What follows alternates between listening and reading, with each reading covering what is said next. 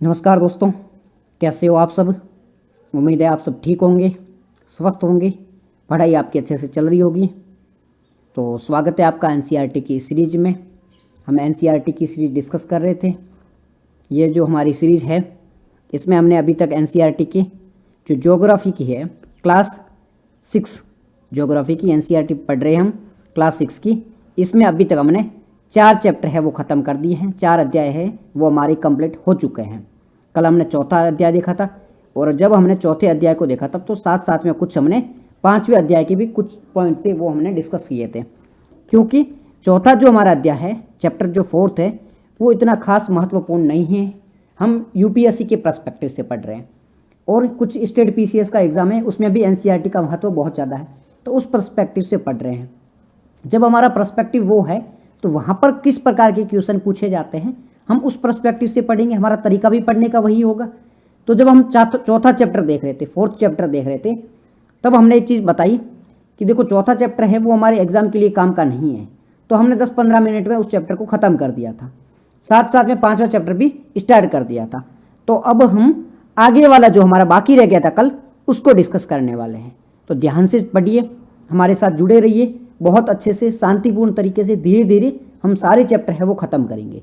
तो चलते हैं, आज हम क्या क्या डिस्कस करने वाले हैं। कल हमने देखो मानचित्र को पूरा पूरा पढ़ा था। मानचित्र क्या होता है, मानचित्र किसे कहते हैं। अगर आपने कल चैप्टर देखा है तो एक बार बताइए, कमेंट में बताने की कोशिश करिए। कमेंट नहीं कर सकते हो तो लिखने की कोशिश कीजिए, लिख नहीं सकते हो तो बोलने की कोशिश करो। जहां अपने आप पास में बैठे हो बोलो, साथ साथ में बोलो कि क्या पढ़ रहे हैं हम।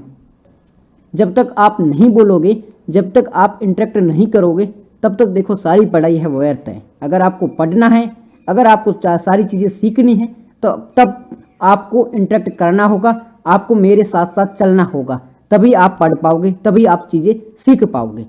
तो अपने पास बैठे बोलो, मानचित्र क्या होता है, मानचित्र के बारे में बताओ। मानचित्र क्या है, मानचित्र कोई भी पृथ्वी की सतह ले लो, उसको एक छोटे से कागज के रूप में, एक छोटे से कागज पर एक चित्र के रूप में बनाना। ये एक कागज है, ठीक है, पृथ्वी की सतह, हमने वहाँ पे भारत देश उठाया और भारत देश को यहाँ पे हमने बना दिया। अब ये क्या है, क्या ये पूरा देश भारत है? नहीं, हमने भारत देश का मैप बनाया। यहाँ पे क्या किया हमने, यहाँ पे हमने भारत देश का मैप बनाया। और ये मैप क्या है, यही मैप पे मानचित्र है, इसे मैप भी कहते हैं। तो ये एक प्रतिरूप हो गया, पूरे देश को तो यहाँ पे नहीं दिखा सकते हैं, तो हमने क्या किया, हमने इसका एक प्रतिरूप बना दिया है। ठीक है, इतनी चीज़ आपको समझ में आई। फिर हमने मानचित्र के प्रकार के बारे में बात की थी कि मानचित्र कितने प्रकार के होते हैं। तो हमने बात की थी मानचित्र है वो 3 प्रकार के होते हैं। भौतिक मानचित्र होता है। भौतिक मानचित्र क्या होता है, इसमें हम पहाड़ को दर्शाते हैं, पठार है, मैदान है, नदियाँ है, महासागर है, यानी कि पृथ्वी के जो प्राकृतिक संरचना है, नेचुरल जो चीज़ें हैं उनको दर्शाया जाता है। तो उसे भौतिक मानचित्र यानी कि फिजिकल मैप कहा जाता है। उसके बाद में हमने देखा था राजनीतिक मानचित्र के बारे में, जहां हम राज्य, देश, कोई जिला है, नगर है, इन सब के बारे में बताते हैं। तो वहां हम फिर पॉलिटिकल मैप का यूज करते हैं, राजनीतिक मानचित्र का उपयोग करते हैं। उसके बाद में हमने थीमेटिक मानचित्र के बारे में देखा था। थीमेटिक मानचित्र क्या होता है, ऐसा मानचित्र जहां पर किसी थीम को दिखाया जाता है, जहां पर फॉरेस्ट के बारे में बात हो रही हो, इंडस्ट्री के बारे में बात हो रही हो, रेलवे नेटवर्क के बारे में बात हो रही हो, ठीक है, रोड के बारे में बात हो रही हो।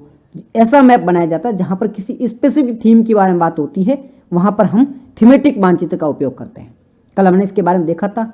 फिर हमने पैमानों का भी देखा था, दिशा क्या होती है, दूरी क्या होती है, इन सब के बारे में भी हमने डिस्कस किया था। अच्छे से हमने ये चैप्टर खत्म किया था। उसके बाद में हमने स्टार्ट किया था चैप्टर 5वां। ठीक है, 5वें चैप्टर का नाम क्या था, 5वें चैप्टर का नाम है पृथ्वी के प्रमुख परिमंडल। क्या नाम है, पृथ्वी के प्रमुख परिमंडल। इसके बारे में कुछ पॉइंट हमने डिस्कस किए थे। क्या क्या चीजें हमने डिस्कस की थी, हमने बात की थी कि पृथ्वी के 3 प्रमुख परिमंडल होते हैं। 3 कौन कौन से परिमंडल होते हैं, इसमें सबसे पहले होता है भूमंडल, लिथोस्फीयर होता है। जहां बैठे हैं अपने पास 1 मिनट के लिए वीडियो रोको और एक नोटबुक रखो पास में, उसमें लिखो भूमंडल क्या होता है। नोट नहीं बनाने, बस एक स्पीड में ही लिख दो भूमंडल क्या होता है, लिथोस्फीयर किसे कहा जाता है। इससे क्या फायदा होगा, इससे आपको याद है कि नहीं है, कल जो आपने पढ़ा था, कल जो वीडियो देखा था, आपको याद है कि नहीं है, वो आपको याद होना चाहिए। इसलिए एक नोटबुक रखो, उसमें फास्ट स्पीड में लिख दो। यहाँ पर नहीं लिख सकते बोलो, बोलने की कोशिश करो। हालांकि लिखना चाहिए आपको, चाहे टाइम पास के लिए लिखो, बट लिखो, लिखने का बहुत फायदा होता है। ठीक है, सारी चीजें याद हो जाती है लिखने से। तो बोलो मेरे साथ साथ, भूमंडल क्या होता है, लिथोस्फीयर क्या होता है। तो पृथ्वी की जो ठोस सतह होती है जहां पर हम रहते हैं वो लिथोस्फीयर और भूमंडल कहलाता है। उसके बाद में हमने बात की थी हाइड्रोस्फीयर की, जलमंडल के बारे में बात की थी। तो हाइड्रोस्फीयर क्या होता है, पृथ्वी पे जहां जल मौजूद है उसे जलमंडल कहा जाता है। उसके बाद में एटमॉस्फेयर के बारे में बात की थी। तो ये पृथ्वी है, इसके चारों ओर गैसों का एक आवरण बना हुआ है, एक परत बनी हुई है, और इसी परत को क्या कहा जाता है, वायुमंडल कहा जाता है, एटमॉस्फेयर कहा जाता है। इसके बारे में भी हमने बात की थी। फिर हमने बात की थी जीवमंडल के बारे में। जीवमंडल क्या होता है, ये पृथ्वी है हमारी, ये देखो, ये क्या है, ये पृथ्वी है पूरी पूरी, मान लो पूरी पूरी पृथ्वी है। ठीक है, यहाँ पे क्या है, जलमंडल है, ये है क्या है, वायुमंडल है, और ये क्या है, भूमंडल है। अब तीनों मंडल है, इसके बीच वाली जो जगह है वो क्या है, वो है जीवमंडल। वो क्या है, वो जीवमंडल है। ठीक है, जीवमंडल मतलब बायोस्फीयर है। अब जीवमंडल क्या होता है, बायोस्फीयर क्या होता है, ऐसी जगह जहां पर जीव रहते हैं, जीव है, जंतु है, वनस्पति है, ये जहां पर निवास कर सकती है, रह सकती है, रहने योग्य कंडीशन हो, जहां पर जीव जंतु है वो रह सकते हैं, उनके रहने के लायक कंडीशन हो, उसे क्या कहा जाता है, उसे जीवमंडल कहा जाता है। एक बार बोलो मेरे साथ में, जीवमंडल किसे कहा जाता है, तो जहां पर ऑक्सीजन पाई जाती हो यानी कि वायुमंडल हो, वहां पे जल पाया जाता है मतलब जलमंडल हो, वहां पर पृथ्वी पाई जाती हो मतलब लिथोस्फीयर हो, भूमंडल हो, जहां पर ये तीनों चीजें पाई जाती है उसे जीवमंडल कहा जाता है। जीवमंडल एक संकरा सा एरिया है, एक संकरी सी पट्टी, एक छोटी सी पट्टी है। ठीक है, इतनी चीजें याद रहेगी, हमने कल अच्छे से देखा था, तो ऐसी चीजें है वो वापस रिपीट करो, रिवाइज करो, हमें याद होनी चाहिए सारी चीजें। हालांकि मैं आपको भूलने तो नहीं दूंगा, पीछे पड़ा रहूंगा, बट भूलने नहीं दूंगा। ठीक है, ये सारी चीजें याद रहेगी। फिर हमने भूमंडल के बारे में बात की थी। भूमंडल के दो भाग होते हैं, महाद्वीप होते हैं, महासागर होते हैं, कॉन्टिनेंट, ओशियन। ठीक है, इन दोनों के बारे में हमने बात की थी। ठीक है, फिर वो कुछ और फैक्ट देखे थे, तो फैक्ट के बारे में तो आपको याद होगा, सी लेवल से मापा जाता है, क्योंकि सी लेवल होता है, समुद्र की तल होता है वो समतल रेखा में होता है, इसलिए सी लेवल का यूज किया जाता है। वो भी हमने कल आराम से चीजें देखी थी। ठीक है, अब वो सारी चीजें तो हमने देख ली है। फिर हमने जो नेक्स्ट स्टार्ट किया था वो महाद्वीपों के बारे में पढ़ना स्टार्ट किया था। अलग अलग महाद्वीप है, उसके बारे में हम डिस्कस कर रहे थे। तो महाद्वीपों के बारे में हमने क्या चीजें देखी थी कि हम महाद्वीप के बारे में 4-5 पॉइंट देख रहे थे। अलग अलग महाद्वीप है, हालांकि जब हम एडवांस क्लासेस में देखेंगे, जब फ्यूचर में एडवांस क्लासेस, एडवांस बुक्स को देखेंगे, तब इनके बारे में और इन्फॉर्मेशन है वो हमें मिलेगी। बट अभी हम एडवांस में नहीं देख रहे हैं, अभी जो हम देख रहे हैं एनसीईआरटी को देख रहे हैं। तो हमारा जो सोर्स एनसीईआरटी है, तो हमारी इन्फॉर्मेशन भी लिमिटेड होनी चाहिए। बट साथ साथ में कुछ आपको मैं टिप्स देता रहूँगा, तरीका बताता रहूँगा कि आपको अगर एडवांस क्लासेस में पढ़ना है तो क्या क्या चीज़ें पढ़नी है, वो साथ साथ में आपको बताता रहूँगा। तो देखो यहाँ पे क्या क्या चीज़ें महाद्वीप के बारे में देखेंगे। ये महाद्वीप, सबसे पहले महाद्वीप का नाम होगा, जैसे कि एशिया, सबसे पहले एशिया के बारे में पढ़ रहे हैं। अब इसके बारे में क्या क्या इन्फॉर्मेशन होगी, सबसे पहले वो कौन से गोलार्ध में है और कौन सी दिशा में, पहला पॉइंट हमारा ये होने वाला है। फिर वहाँ से कौन कौन सी जो लाइन है, रेखाएं हैं, जो भूमध्य रेखा है, तो वो कौन कौन सी रेखा है वो उस महाद्वीप से होके गुजर रही है, वो इन्फॉर्मेशन हम प्राप्त करेंगे। उसके बाद में उसके बारे में कुछ इंपॉर्टेंट फैक्ट हैं, वो चीज़ हम देखेंगे। तो ये 3-4 चीज़ें हैं प्रत्येक महाद्वीप के बारे में हम देखेंगे। अब ये सारी चीज़ें हैं ना, हम मैप से देखेंगे। मैप से देखने का फ़ायदा ये है कि हमें सारी चीज़ें हैं वो आसानी से समझ में आ जाए, कोई दिक्कत ना हो, इस वजह से सारी चीज़ें हम मैप की सहायता से देखेंगे। ठीक है, मानचित्र के माध्यम से इन सारी चीज़ों को समझेंगे। तो यहाँ पे हम मानचित्र निकाल लेते हैं, ये हमारा मानचित्र है। ठीक है, तो सबसे पहले महाद्वीप हमारा एशिया। एशिया के बारे में बात करते हैं, लिखिए पॉइंट। ठीक है, लिखने की जरूरत नहीं, ध्यान से सुनना, ये मैप को ध्यान से देखो। एशिया कहाँ पर है, ध्यान से देखो, आप खुद आंसर देना, मैं कुछ नहीं बताऊंगा आपको, आप ही जीनियस हो, यू आर जीनियस, आप आंसर देने की कोशिश करो। हमारा पहला पॉइंट क्या था कि हम बात करेंगे कौन से गोलार्ध में है। क्या हमारा पहला पॉइंट, कौन से गोलार्ध में है। अभी मैं आपको मैप दिखाता हूँ, आप बताओ ये कौन से गोलार्ध में है। ये रहा एशिया, यहाँ पर ये एशिया है, ये हमारी 0 डिग्री भूमध्य रेखा है। अब इस भूमध्य रेखा को आप ध्यान से देखो और बताओ, इसके ऊपर वाला होता है उत्तरी गोलार्ध, इसके नीचे वाला होता है दक्षिणी गोलार्ध। तो एशिया है वो कौन से गोलार्ध में आता है, एशिया उत्तरी गोलार्ध में आएगा। बिल्कुल यहाँ से दिख रहा है ना आपको, आपके मन में भी उत्तरी गोलार्ध आया था। भाई सच सच बताना, आपने क्या सोचा था? उत्तरी गोलार्ध ही सोचा था ना। जिसने दक्षिणी गोलार्ध सोचा है, कसम से मैं कह रहा हूं, धीरे से थाप रखो अपने गाल पे और एक थप्पड़ मारो खींच के, क्योंकि आपको अगर देख के उत्तर नहीं मिल रहा है तो एक चांटा खाना बनता है, तो चांटा मारो। जिसने भी सोचा कि भाई दक्षिणी गोलार्ध में एशिया आता है, वो एक चांटा मारो, मेरी तरफ से मारो। आप चांटा मार लिया, ठीक है, आप ईमानदार हो, मार तो लिया ही होगा। अब ये हमारी 0 डिग्री, यहाँ से एशिया आता है, तो एशिया कौन से गोलार्ध में आता है? एशिया उत्तरी गोलार्ध में आता है। ठीक है, दूसरा चांटा खाने के लिए तैयार हो जाओ। क्या है दूसरा क्वेश्चन? दूसरा क्वेश्चन ये है कि ये कौन सी दिशा में आता है? यहाँ पर ये है 0 डिग्री ग्रीनविच रेखा वाली, इसके उत्तरी वाले इस साइड वाले होते हैं पूर्वी, इस साइड वाले होते हैं पश्चिमी। अब एशिया को देखो, एशिया किस साइड में पड़ता है? किस साइड में? जल्दी से बताओ किस साइड में, जल्दी से बताओ, जल्दी से बताओ, जल्दी से बताओ। जो भी सुन रहा है ध्यान से सुनो और बताओ कौन सी साइड में है। जिसने पूर्वी साइड बताया है मेरी तरफ से चॉकलेट खा लो। जिसने पूर्वी साइड बताया है मेरी तरफ से चॉकलेट खा लो। और जिसने भी पश्चिमी बताया एक फिर से चांटा मारो। तो एशिया है वो कौन सी साइड में है? एशिया है वो उत्तर पूर्वी साइड में, नॉर्थ ईस्ट साइड में है। एशिया कौन सी साइड में पड़ता है? नॉर्थ ईस्ट साइड में। दक्षिणी गोलार्ध में जिसने बोला है थप्पड़ मारो, पश्चिमी साइड बोला है जो, वो थप्पड़ मारो। एशिया है वो उत्तर पूर्वी गोलार्ध में पड़ता है। कौन से गोलार्ध में एशिया पड़ता है? तो उत्तरी गोलार्ध में पड़ता है। और कौन सी दिशा में पड़ता है? तो पूर्वी दिशा में पड़ता है। तो एशिया है वो उत्तर पूर्वी नॉर्थ ईस्ट गोलार्ध में पड़ता है। याद हो गया आपको? याद हो गया। दूसरा पॉइंट हमारा क्लियर हो गया। ठीक है जी, अब बताओ कौन कौन सी रेखा से, कौन कौन सी रेखा यहाँ से होके गुजर रही है? जल्दी से बताओ भाई, कौन कौन सी रेखा यहाँ से होके गुजर रही है? ये है 0 डिग्री रेखा, ये है कर्क रेखा, ये है मकर रेखा, ऊपर यहाँ पर 66 एंड हाफ पर आती है, ये होती है आकर्टिक रेखा। आकर्टिक यहाँ पर है अंटार्कटिक रेखा। अब बताओ कौन कौन सी रेखा यहाँ से एशिया से होकर गुजर रही है? बताओ जल्दी से बताओ, जल्दी से बताओ, जल्दी से बताओ। भाई आपको दिमाग नहीं लगाना, मैप को तो देख सकते हो ना, मैप को ध्यान से देखो। दिख रहा है यहाँ पर 0 डिग्री रेखा, ये कर्क रेखा, ये 66 वाली आर्कटिक रेखा। तो क्या पॉइंट होगा? ये भूमध्य रेखा एशिया से होकर गुजर रही है। एनसीईआरटी ने लिखा, ओनली कर्क रेखा के बारे में लिखा है, पर वो एनसीईआरटी है वो 6th क्लास के बच्चों को सिखाने के लिए है, आपके लिए नहीं है भाई। नहीं है ना, आपके लिए नहीं है। आप कौन हो? आप भविष्य के कलेक्टर हो। कलेक्टर की जो गद्दी होती है उस पर बैठने वाले लोग हो। तो आप तो ये नहीं सोचोगे, आप थोड़ा एक्स्ट्रा सोचोगे। आप एक्स्ट्रा क्या सोचोगे?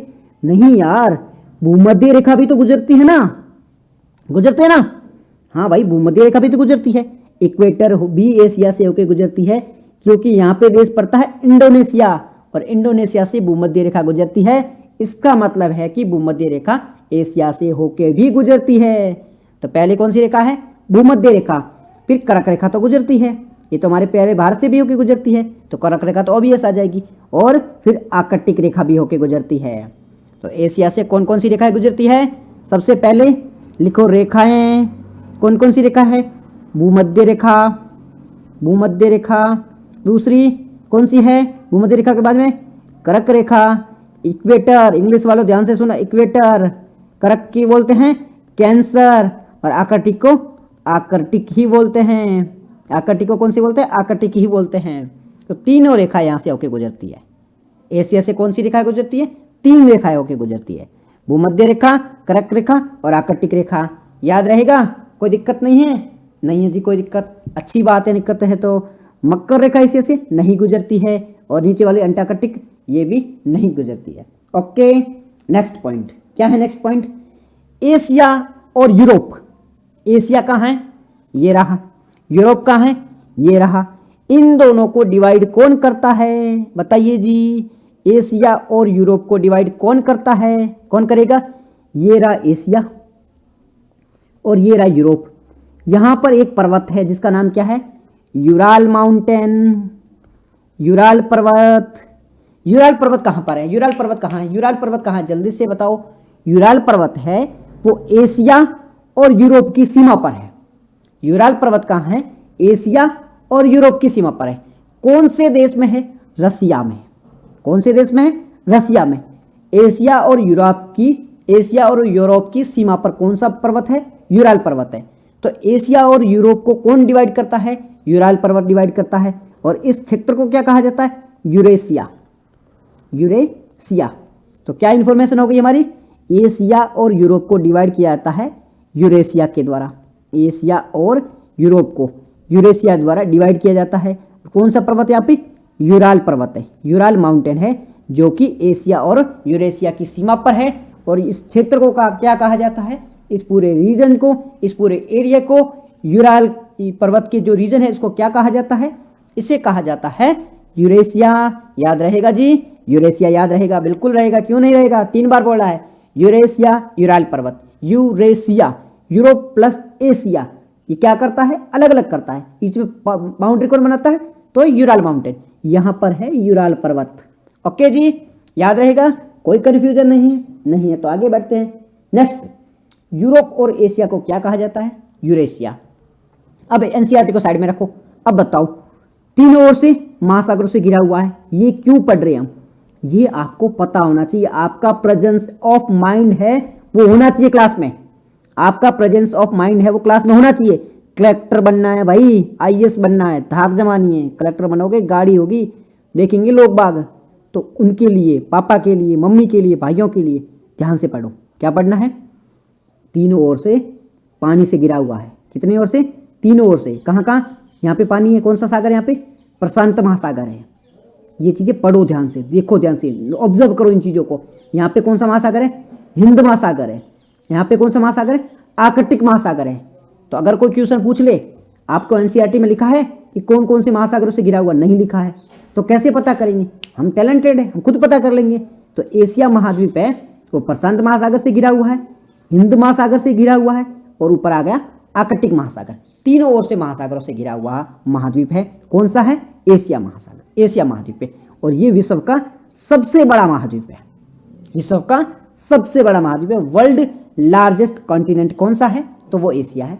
यू नो वेरी वेल, ये तो सिंपल इंफॉर्मेशन है, 5th क्लास के बच्चे को भी पता होगी। ओके, खत्म, कोई दिक्कत नहीं है, यहाँ तक कोई दिक्कत नहीं है, नो कन्फ्यूजन। आगे बढ़ते हैं, आगे कहाँ बढ़ते हैं, इसको खत्म किया, अफ्रीका के बारे में बात कर लेते हैं। सेम चीजें वापिस आओ, अफ्रीका के बारे में सोचो, जब तक मैं मिटा रहा हूँ देखो एक बार और सोचने की कोशिश करो। मैंने मिटा लिया, ओके, बढ़ते हैं आगे। पहली मैंने बात करते हैं, अफ्रीका को ऑब्जर्व करो, ये रहा अफ्रीका, ऑब्जर्व करो ध्यान से, देखो देखो देखो देखो देखो देखो, जब तक मैं बना रहा हूँ देखो। क्या चीज़ नोटिस की, चीज़ें हमने सबसे पहले नोटिस की, कौन से गोलार्ध में कौन सी रेखाएं। ओके, बात करते हैं गोलार्ध की, ध्यान से देखो। 0 डिग्री यहाँ पर है, 23 डिग्री कर्क यहाँ पे है, 23 डिग्री मकर यहाँ पे है। अब एक चीज़ बताओ, मैं 23 डिग्री बोलता हूँ, 23.5 डिग्री, ठीक है, तो वो ऐसे मेरे को आके कान मत पकड़ना 23.5 23 वगैरह, ये कन्फ्यूजन क्या चल रहा है, तो थोड़ा बहुत समझ लेना अपने हिसाब से, बहुत टैलेंटेड हो आप, ठीक है, मेरे को पता है, I know very well. Okay, यहाँ पे ये कर्क, यहाँ पे है मकर, अब यहाँ पे 0 डिग्री, तो ये कौन से गोलार्ध में हुआ, अफ्रीका महाद्वीप है, किसी एक गोलार्ध में है ही नहीं, किसी एक गोलार्ध में नहीं है, बिकॉज इसका आधा भाग है वो दक्षिणी गोलार्ध में है, आधा भाग है वो उत्तरी गोलार्ध में है। तो क्या हम कह सकते हैं कि अफ्रीका किसी एक गोलार्ध में है, नहीं। तो अफ्रीका कौन से गोलार्ध में है, अफ्रीका दोनों में है, अफ्रीका दोनों गोलार्ध में है, उत्तर में भी है और ये दक्षिण में भी है। अब मेरे को आके आप ये क्वेश्चन पूछोगे कि आपने अभी कहा कि अफ्रीका है वो दोनों में है, फिर तो एशिया भी दोनों में है, क्योंकि एशिया का इंडोनेशिया भी तो इधर पड़ता है ना, तो वो कितना पार्ट पड़ता है, आप देखो इतना सा पार्ट पड़ता है, और अफ्रीका का तो आधा भाग है वो इसमें पड़ता है, तो अफ्रीका दोनों में। हालांकि ऐसे तो कह सकते हैं अफ्रीका भी एशिया का भी पड़ता है, वो एक अलग चीज हुआ है, पर अफ्रीका है ना, उसको तो आधे में से डिवाइड किया जा रहा है, तो अफ्रीका दोनों गोलार्ध में पड़ता है। पहला पॉइंट क्लियर हो गया। दूसरा, कौन कौन सी रेखाएं अफ्रीका से होकर गुजरती है, बताइए जल्दी से, इंपॉर्टेंट क्वेश्चन, लिखो कहीं पे भी, कहीं बैठे हो, पेन हो कॉपी हो तो उस पर लिखो, नहीं है तो दीवार पे लिखो, नहीं है तो माथे पे लिखो, कहीं ना कहीं लिखो, अफ्रीका से कौन कौन सी रेखाएं होकर गुजरती है। इस इमेज को देखो, फोकस करो, ध्यान से देखो और बताओ कौन कौन सी रेखाएं अफ्रीका से होकर गुजर रही है। नहीं लिख सकते बोलो कौन कौन सी रेखाएं। सबसे पहली यहाँ पे कर्क रेखा, यस टिक किया, यहाँ पे भूमध्य इक्वेटर 0 डिग्री, यस टिक किया, नीचे कौन सी आई, मकर, टिक किया, यस। तो अफ्रीका से होके तीनों रेखाएं गुजर रही है, अफ्रीका से होके तीनों रेखाएं गुजर रही है। एकमात्र महाद्वीप है अफ्रीका, एकमात्र अफ्रीका कॉन्टिनेंट है जहां से तीनों रेखाएं होके गुजर रही है। आपका क्वेश्चन धड़ाम से आएगा, आपने अभी तो बोला एशिया में से तो भी तीनों गुजर रही है, बट मैं आर्कटिक की बात नहीं कर रहा हूं, ये तीनों रेखा है ना, ये महत्वपूर्ण रेखा है। इन तीनों रेखाओं के बारे में बात कर रहे हैं। ये तीनों रेखाएं किस किस देशों में से होकर गुजर रही है, कौन कौन सा महाद्वीप है जहां से तीनों रेखाएं गुजर रही है, तो वो एकमात्र कॉन्टिनेंट है, वो अफ्रीका है। तो यहां पे जाओ आगे क्या है, यहां से तीनों रेखाएं होकर गुजरती है, तीनों रेखाएं होकर गुजरती है, यहां से लिख लिया, पॉइंट हो गया क्लियर। ओके, बात करते हैं यहां पे 0 डिग्री की। कौन सी साइड हो गई, पूर्व साइड, पश्चिम साइड। तो इसका मोस्ट ऑफ जो हिस्सा है ना वो ईस्टर्न साइड में है। मोस्ट ऑफ हिस्सा अफ्रीका का कहां पर है, ईस्टर्न साइड। देखो एक और मैं चीज बता दूं, जब आप खुद कहीं पे पढ़ रहे हो, कहीं पे भी आप कुछ भी करंट अफेयर पढ़ रहे हो या और कोई बुक वगैरह पे पढ़ रहे हो, इन रेखाओं के बारे में एक चीज याद रखना, ये रेखाएं कौन कौन से महाद्वीप से होकर गुजर रही है ये तो है ही, कौन कौन से देशों से होकर गुजर रही ये भी पता होना चाहिए। यूपीएससी इस प्रकार के क्वेश्चन भी पूछती है, कौन कौन से देशों से। अगर कहीं कोई सिटी मिल जाए और वो महत्वपूर्ण शहर है, न्यूज में है, तो उसको भी देखना कि कौन से शहर से होकर कर्क रेखा गुजरती है। भारत के किसी शहर से होकर गुजर रही है तो वो याद रखना, आसपास के शहर भी याद रखना। यूपीएससी इस प्रकार के क्वेश्चन ऑलरेडी पूछ चुकी है। कर्क रेखा कौन से देशों से गुजरती है, कौन से शहरों से गुजरती है, भारत के तो शहर भी याद रखना, वर्ल्ड के भी कोई महत्वपूर्ण शहर है तो वो याद रखना। ऐसी चीजें यूपीएससी पूछती है भाई, इसलिए ऑब्जर्व किया करो, मतलब ध्यान से छोटी छोटी चीजें देखा करो कि कहां पे कौन सी चीज कब काम आ जाएगी, आप सोच नहीं पाओगे, इसलिए ऑब्जर्व किया करो। सारी चीजें गेम ही ऑब्जर्व का है। रट्टू तोता नहीं चाहिए कलेक्टर बनने के लिए। जो आप वहां जो लोग बैठे हैं उनको रट्टू तोता नहीं चाहिए, एक जिला संभालना है और वो बंदा जो कलेक्टर है वो पूरे जिले को संभाला, तो सारी चीजें ऑब्जर्व कर रहा है, तो उसका माइंड ऑफ प्रेजेंस बहुत तगड़ा होना चाहिए। तो आप ऑब्जर्व किया करो, रटो मत, मैप खोलो, चीजें उठाओ, वहां पे चीजें जा रही, सोचो नहीं यार ये चीज यहाँ पे भी हो रही है, इसके पास में यहाँ पे ये सिटी है तो इससे दूर ये सिटी पड़ गई, ये दूर सिटी पड़ गई, यहाँ पे ये राज्य है, इसके पास वाला राज्य कौन सा हो गया, ये यहाँ से होके गुजर रही है, देश कौन सा हो गया। बस इस तरीके से सोचा करो भाई, सोचोगे तभी कर पाओगे, सोचो पूरे दिन सोचो तब हो जाएगा आपका। ठीक है जी, तो ये चीजें हो गई, अफ्रीका से होकर तीनों रेखाएं गुजर रही है, ये चीज हमने देखी थी। नेक्स्ट पॉइंट पे आ जाते हैं। अफ्रीका विश्व का दूसरा सबसे बड़ा महाद्वीप है, पता है, इतनी चीज याद नहीं रखोगे तो कोई पूछने वाला भी नहीं है। सेकंड लार्जेस्ट कॉन्टिनेंट है, कोई याद नहीं रखेगा, मतलब नहीं भी पढ़ोगे तो बच्चों को पता है, इसमें कोई देखने से समझ आ जाएगा। ये चीज याद नहीं रखोगे चलोगा, आपको ये चीज याद रखनी है। एक यहां पर है रेगिस्तान। पहले सबसे मेरे को ये बताओ, विश्व का सबसे बड़ा हॉट डेजर्ट कौन सा है, या विश्व का सबसे बड़ा रेगिस्तान कौन सा है। हॉट और कोल्ड दो रेगिस्तान, दो टाइप के होते हैं। देखो एक होता है, कहां पर गया पेन, ये रहा पेन। एक होता है कोल्ड डेजर्ट यानी कि शीत रेगिस्तान, ठंडा रेगिस्तान। कौन सा हो गया, लद्दाख हमारा हो गया ठंडा रेगिस्तान है, बर्फ जमी रहती। रेगिस्तान का मतलब है तो वहां पे पानी वानी नहीं है, पानी नहीं है, बारिश नहीं हो रही, तो वो रेगिस्तान हो गया, तो ये कोल्ड रेगिस्तान हो गया। और ये हो गया हॉट रेगिस्तान, कौन सा है, सहारा। हमारा जो थार का रेगिस्तान है वो भी हॉट डेजर्ट है। तो विश्व का सबसे बड़ा हॉट डेजर्ट कौन सा है, विश्व का सबसे बड़ा हॉट डेजर्ट कौन सा है, तो वो यहां पर है सहारा डेजर्ट। विश्व का सबसे बड़ा हॉट डेजर्ट कौन सा है, तो वो सहारा डेजर्ट है। यूपीएससी के लिए क्या काम का है, विश्व के सबसे बड़ा हॉट डेजर्ट कौन सा, सहारा, सबको याद है, यूपीएससी नहीं पूछेगा। यूपीएससी क्या पूछेगा, विश्व का सबसे बड़ा हॉट डेजर्ट है सहारा, ये कौन कौन से देशों में है, ये कौन कौन से देशों में है, यूपीएससी ये क्वेश्चन पूछेगा। एनसीईआरटी में ये चीज नहीं दी गई है, जब आप एक्स्ट्रा लेवल की, एडवांस लेवल की बुक पढ़ोगे वहां पे सारी इंफॉर्मेशन है। बट अभी क्या करना है आपको, अभी ये चीज देखनी है, कहीं भी कुछ पढ़ रहे हो, मैप वगैरह देख रहे हो तो ये सारी चीजें देखा करो, ये सारी चीजें देखा करो कि जो सहारा रेगिस्तान के बारे में बात कर रहे हैं, तो सहारा रेगिस्तान किन किन देशों में आता है, ठीक है, कौन कौन से देश है। तो यहाँ पे बहुत सारे देश है, कौन कौन से, मैं ऐसे याद मत रखना, अभी एनसीईआरटी पढ़ रहे हैं तो इतना डिटेल में जाने की जरूरत नहीं है आपको, बट फिर भी ये चीजें माइंड में होनी चाहिए कि यूपीएससी इस प्रकार के क्वेश्चन पूछता है। सहारा रेगिस्तान कहाँ है वो नहीं, कौन कौन से देशों में, इस प्रकार के क्वेश्चन पूछता है। ये भी तो पूछ सकता है, कर्क रेखा सहारा रेगिस्तान में से होकर गुजर रही है, बिल्कुल गुजर रही है, ये देखो।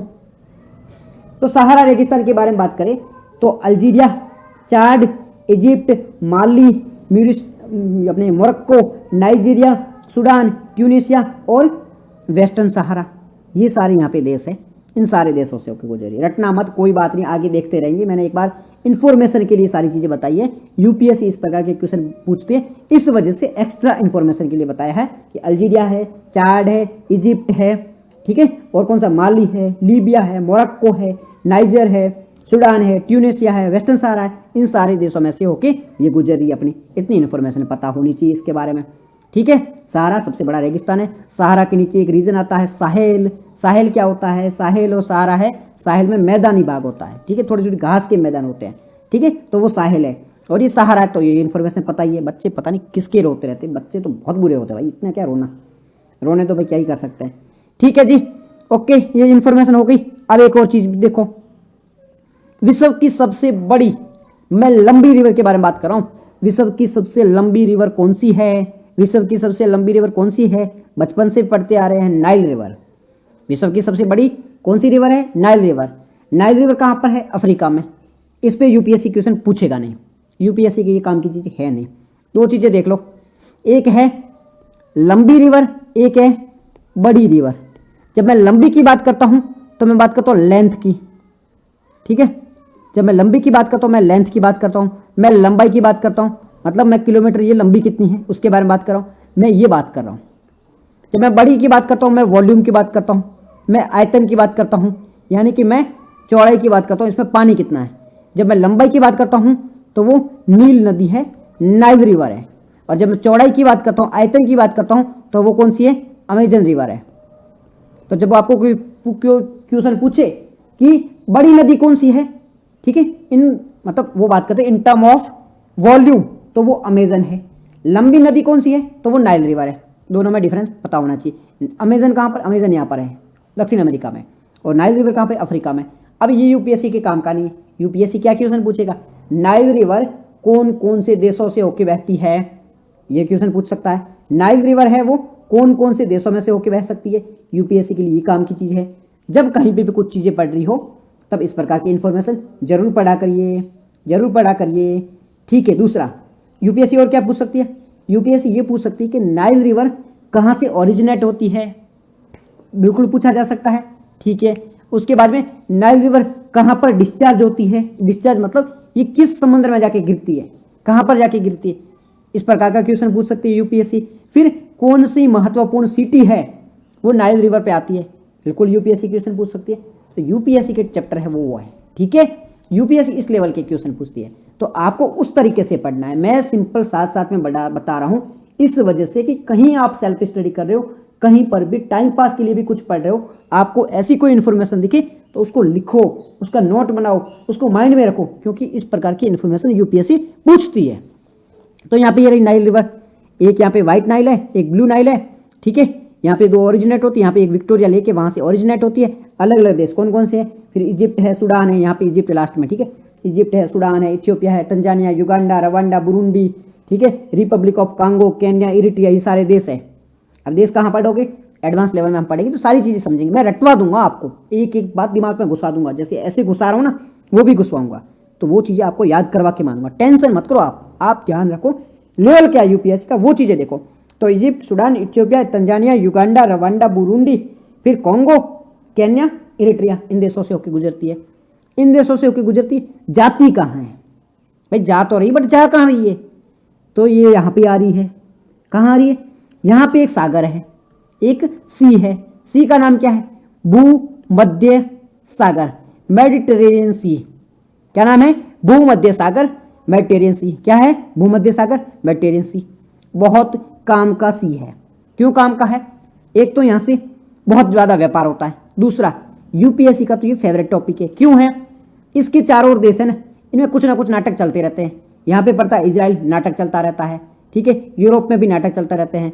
यहाँ से इजिप्ट से होते जाते हैं तो यहाँ पे सुएज कैनाल है, वहाँ पे दिक्कतें चलती रहती है, इस वजह से बहुत चर्चा में रहता है। तो जब आप भूमध्य सागर के बारे में पढ़ रहे हो, किसी भी सी के बारे में पढ़ रहे हो, तो वो सी कहाँ पर लोकेटेड है, पहली इन्फॉर्मेशन। कौन कौन से देशों से बाउंड्री लगती है, दूसरी इन्फॉर्मेशन। कौन कौन सी यहाँ पे जल संधि है, तीसरी इन्फॉर्मेशन। ये हम बाद में पढ़ेंगे, पर मैं साथ में इस वजह से बताता हूँ कि यूपीएससी इस प्रकार के क्वेश्चन पूछता है, इस वजह से पढ़ेंगे सब, टेंशन मत करो। बस मेरा बताने का कारण ये है, मैं इस वजह से बार बार बोल रहा हूँ। अभी लोड लेके मत बैठना कि नहीं सारी इन्फॉर्मेशन अभी चाहिए, नहीं, बाद में सारी बताएंगे, बट इस प्रकार के क्वेश्चन आते हैं। तो यहाँ पे ये भूमध्य सागर है, यहाँ से नाइल रिवर गई, इसमें डिस्चार्ज हो गई। अब एनसीईआरटी में सारी चीज़ें नहीं है, आपको एक तरीका समझाने के लिए सारी चीज़ें बतानी पड़ती है, ठीक है। तो नाइल रिवर कहाँ से निकलती है, कहाँ से जाती है और कहाँ गिरती है, अफ्रीका की महत्वपूर्ण रिवर है। ओके जी, समझ में आ गया? कोई दिक्कत नहीं है? दिक्कत नहीं है तो आगे बढ़ते हैं। आगे क्या बढ़ते हैं? अफ्रीका के बारे में क्या क्या इन्फॉर्मेशन ली? दूसरा सबसे बड़ा महाद्वीप है, करक मक्कर और भूमध्य रेखा यहीं से होकर गुजरती है, सहारा रेगिस्तान यहीं है, नाइल रिवर यहीं है। सारी इन्फॉर्मेशन अफ्रीका के बारे में खत्म हुई। एनसीईआरटी में इतना ही लिखा है। चाहिए तो इस पर बहुत सारी चीजें डिस्कस कर सकते हैं, बट वो इन फ्यूचर में हम डिस्कस करेंगे, सारी चीजें देखेंगे। ओके, बढ़ते हैं आगे। Next, Europe. कहाँ आते? यूरोप के बारे में आते हैं। कहाँ पर है यूरोप? जब तक मैं ये मिटाता हूँ, देख लो यूरोप को, ढंग से देखो, मैप में देखो, ढंग से देखो, ढंग से देखो। देख लिया? देख लिया? कहाँ पर है यूरोप? ये रहा हमारा यूरोप, ये रहा हमारा यूरोप। देख लिया आपने? देख लिया? देख लिया? देख लिया? अब मेरे पहले क्वेश्चन का जवाब, हमारा पहला क्वेश्चन, बताओ गोलार्ध कौन सा है? अब तो पता होना चाहिए आपको, मैंने सब कुछ बता दिया। 0 डिग्री यहाँ पे उत्तर है, ठीक है, यहाँ पे दक्षिण है, यहाँ पे ये ईस्ट पूर्व साइड है, ये पश्चिम साइड है। अब आप बताओ यूरोप है वो कौन सी दिशा में है और कौन से हेमिस्फीयर में पड़ता, कौन से गोलार्ध में पड़ता? नहीं आया ना? लिटरली आप जोर से चांटा मारना, ऐसे पानी भरो मुंह में, फिर ऐसे मारो, तट्टीड़ ऐसे मारो, तो आपको एहसास होना चाहिए अब मैं गलती कर रहा हूँ या गलती कर रही हूँ, बिकॉज अब आपको उत्तर आना चाहिए था। तो कहाँ पे पड़ता है ये पड़ता है उत्तरी गोलार्ध में। कहाँ पड़ता है? उत्तरी गोलार्ध में। जिसने भी कुछ और सोचा है चांटा मारा, लिटरली चांटा मारा। और जिसने उत्तरी गोलार्ध सोचा है, मेरी ओर से 10 रुपये पेटीएम, चॉकलेट खा लेना, कौन सी भी खाना है बस, ठीक है? ओके, ये हो गया उत्तरी गोलार्ध में। दिशा कौन सी है इसकी? मोस्ट ऑफ जो दिशा है वो पूर्वी दिशा में है। तो ये कौन से गोलार्ध में? उत्तर पूर्वी गोलार्ध में। मोस्ट है वो उत्तरी पूर्वी में। देखो यहाँ पे ना लंदन से होकर गुजरती है 0 डिग्री लाइन। तो इसका जो मोस्ट ऑफ पार्ट है वो कहाँ हो जाता है? मोस्ट ऑफ पार्ट है वो ईस्टर्न साइड में, पूर्वी साइड में हो जाता है। मोस्ट ऑफ साइड है वो पूर्वी हो जाती है। तो इसलिए आप ध्यान से देखना कि पूर्वी साइड है वो इधर रह जाती है, और यहाँ पे ये यूके यूनाइटेड किंगडम यहाँ है, बाकी वाला देश है वो पूर्वी साइड में रह जाते हैं, ठीक है? तो ये इन्फॉर्मेशन आपको पता होनी चाहिए, ठीक है? फिर यहाँ से एक चीज़ देखो, कौन कौन सी रेखा यहाँ से होकर गुजर रही है। ये 0 डिग्री भूमध्य रेखा नहीं गुजर रही है, बिकॉज बहुत नीचे है। मकर रेखा नहीं गुजरी, बहुत नीचे है। अंटार्कटिक का बहुत नीचे नहीं गुजर रही है। कर्क रेखा बहुत नीचे नहीं गुजर रही है। कौन सी? आर्कटिक। आओ बसो, यूरोप में जाओगे तो बसने का मन करेगा, आकर टिक जाओगे, आप आकर टिक जाओगे वहां पे। तो यूरोप में आर्कटिक चल रही है, बिल्कुल यहाँ से 66.5 से निकली, यूरोप से होते हुए जाती है। यूपीएससी का काम का क्या चीज़ है? यूरोप से आर्कटिक होते हुए जाती है। ये तो पूछे ना पूछे, यूपीएससी क्या पूछेगा? आर्कटिक जो व्रत है 66.5 जो आर्कटिक व्रत है, कौन कौन से देशों से होकर गुजरता है? यूपीएससी इस प्रकार के क्वेश्चन पूछेगी। यूपीएससी ये नहीं पूछेगी कि आर्कटिक कौन से महाद्वीप से होकर गुजरती है। महाद्वीप वाला यूपीएससी को पता है, 6 क्लास के बच्चे को पता होगा, वो तो एनसीईआरटी पढ़ के आ रहे हैं सारे बच्चे। बट यूपीएससी ये पूछेगी कौन कौन से देशों से होकर गुजरता है। तो इस प्रकार से ध्यान रखना चाहिए, ठीक है? तो आर्कटिक व्रत है वो यहाँ से होकर गुजर रही है। ओके, देशों के बारे में देखेंगे, टेंशन ना लो, सारी चीज़ें पढ़ेंगे तो वो चीज़ इन्फॉर्मेशन होगी हमारे बारे में, ठीक है? यूरोप के बारे में आर्कटिक होकर गुजरती है। ओके, छोटा सा महाद्वीप है, ठीक है? एक चीज़ और बताओ, देखो किस दिशा में है, कौन सा हेमिस्फीयर है, सारी चीज़ें देख लिए। ये एक ऑब्जर्वेशन के लिए मैं सारी चीज़ें बता रहा हूँ। अब इस पे क्वेश्चन नहीं भी बनेगा, मतलब नहीं बनेगा, टेंशन ना करो, कौन सी दिशा कौन सी डायरेक्शन है। ये ऑब्जर्वेशन मैं क्यों करवा रहा हूँ? जब आप वर्ल्ड मैप करोगे ना, तब आपको ये ऑब्जर्व करने में काम आएगा, कौन सी दिशा है, कहाँ पर क्या पड़ता है, तब ये सारी चीज़ें काम आती है।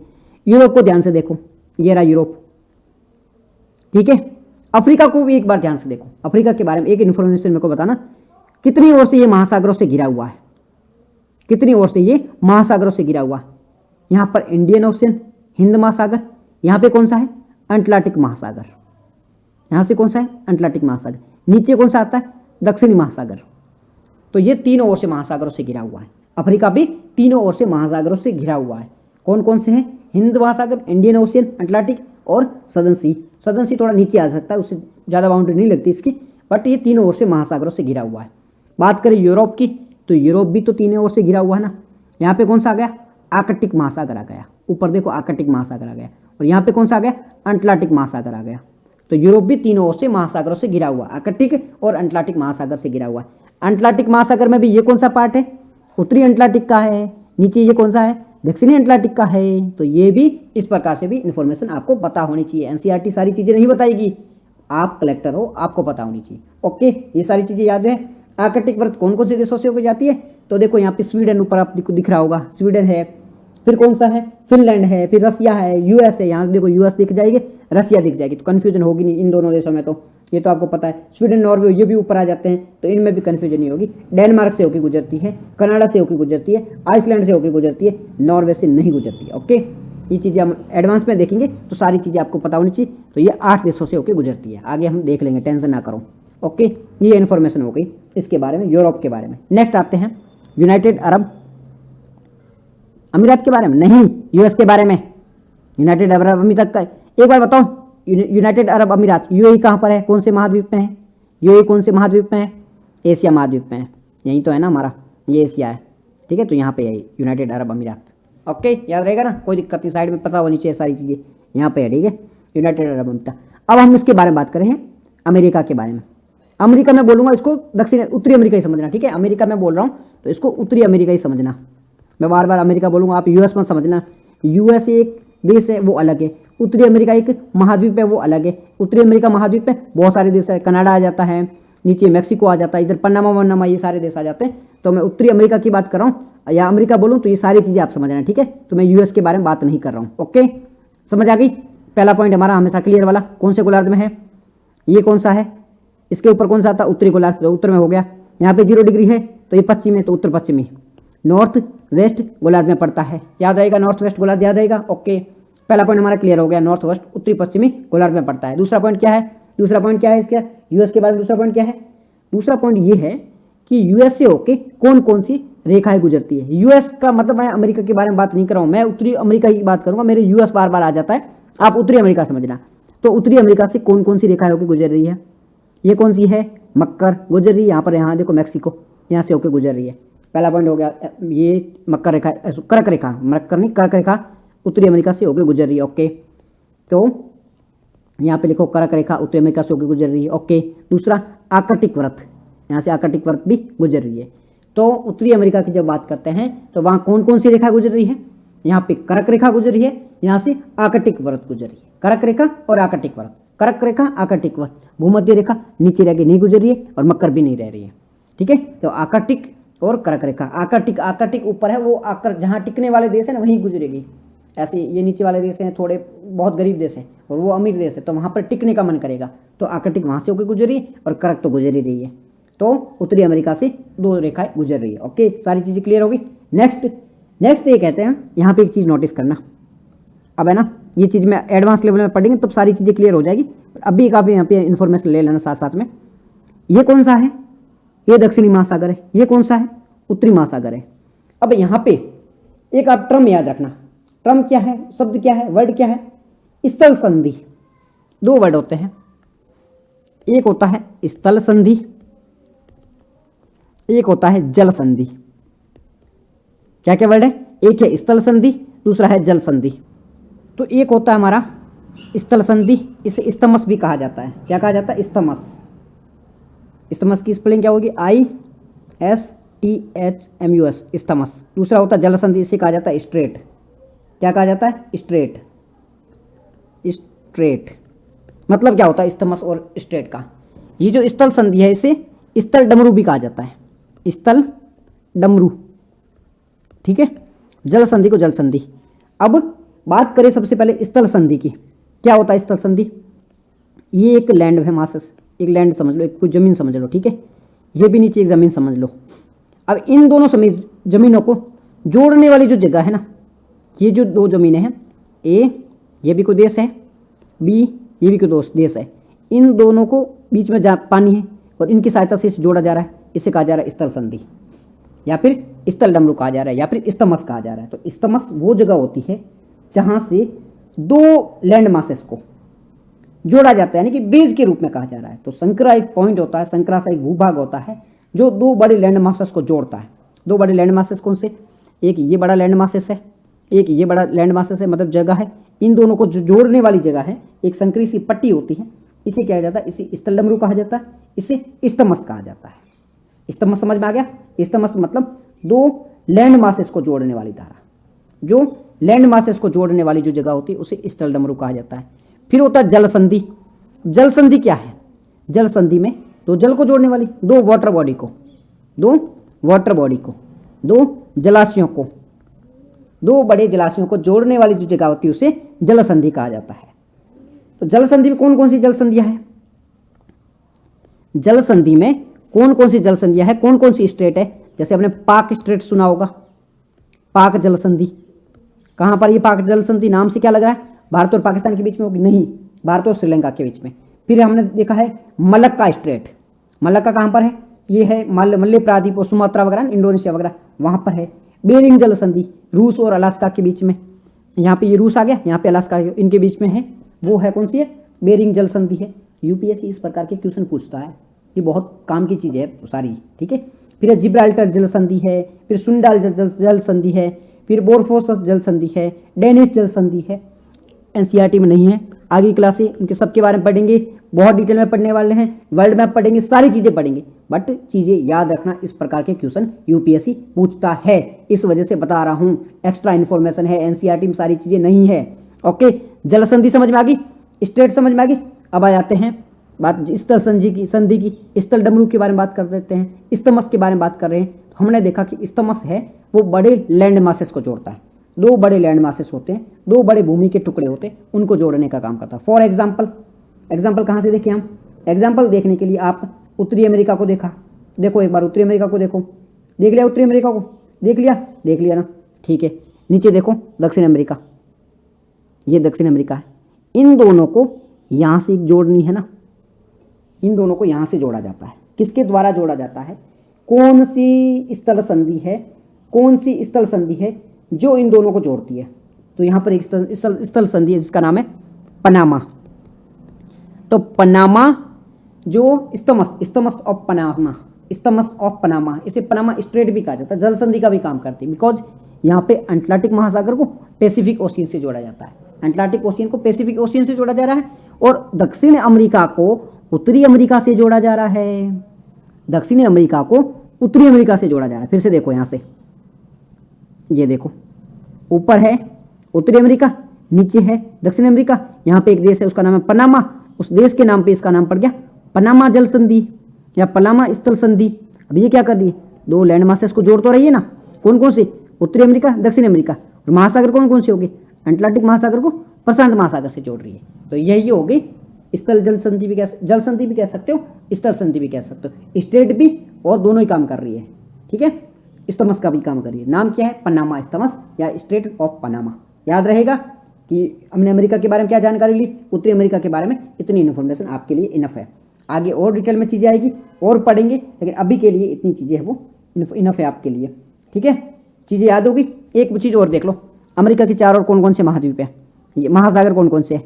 प्रशांत महासागर है यहाँ पे, ठीक है, प्रशांत महासागर है, अंटार्कटिक महासागर है, ऊपर कौन सा आ गया? ऊपर आर्कटिक महासागर आ जाएगा। बस ये इन्फॉर्मेशन आपको इसके बारे में पता होना चाहिए। ओके, ठीक है।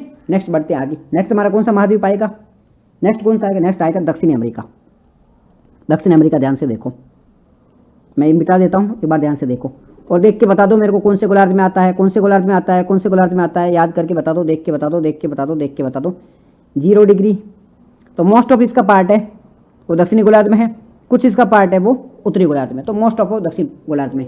पहला पॉइंट को क्लियर हो गया कि मोस्ट ऑफ जो है दोनों गोलार्ध में ही आता है, थोड़ा बहुत तो आ जाता है, ठीक है। कौन कौन सी रेखा गुजर रही है?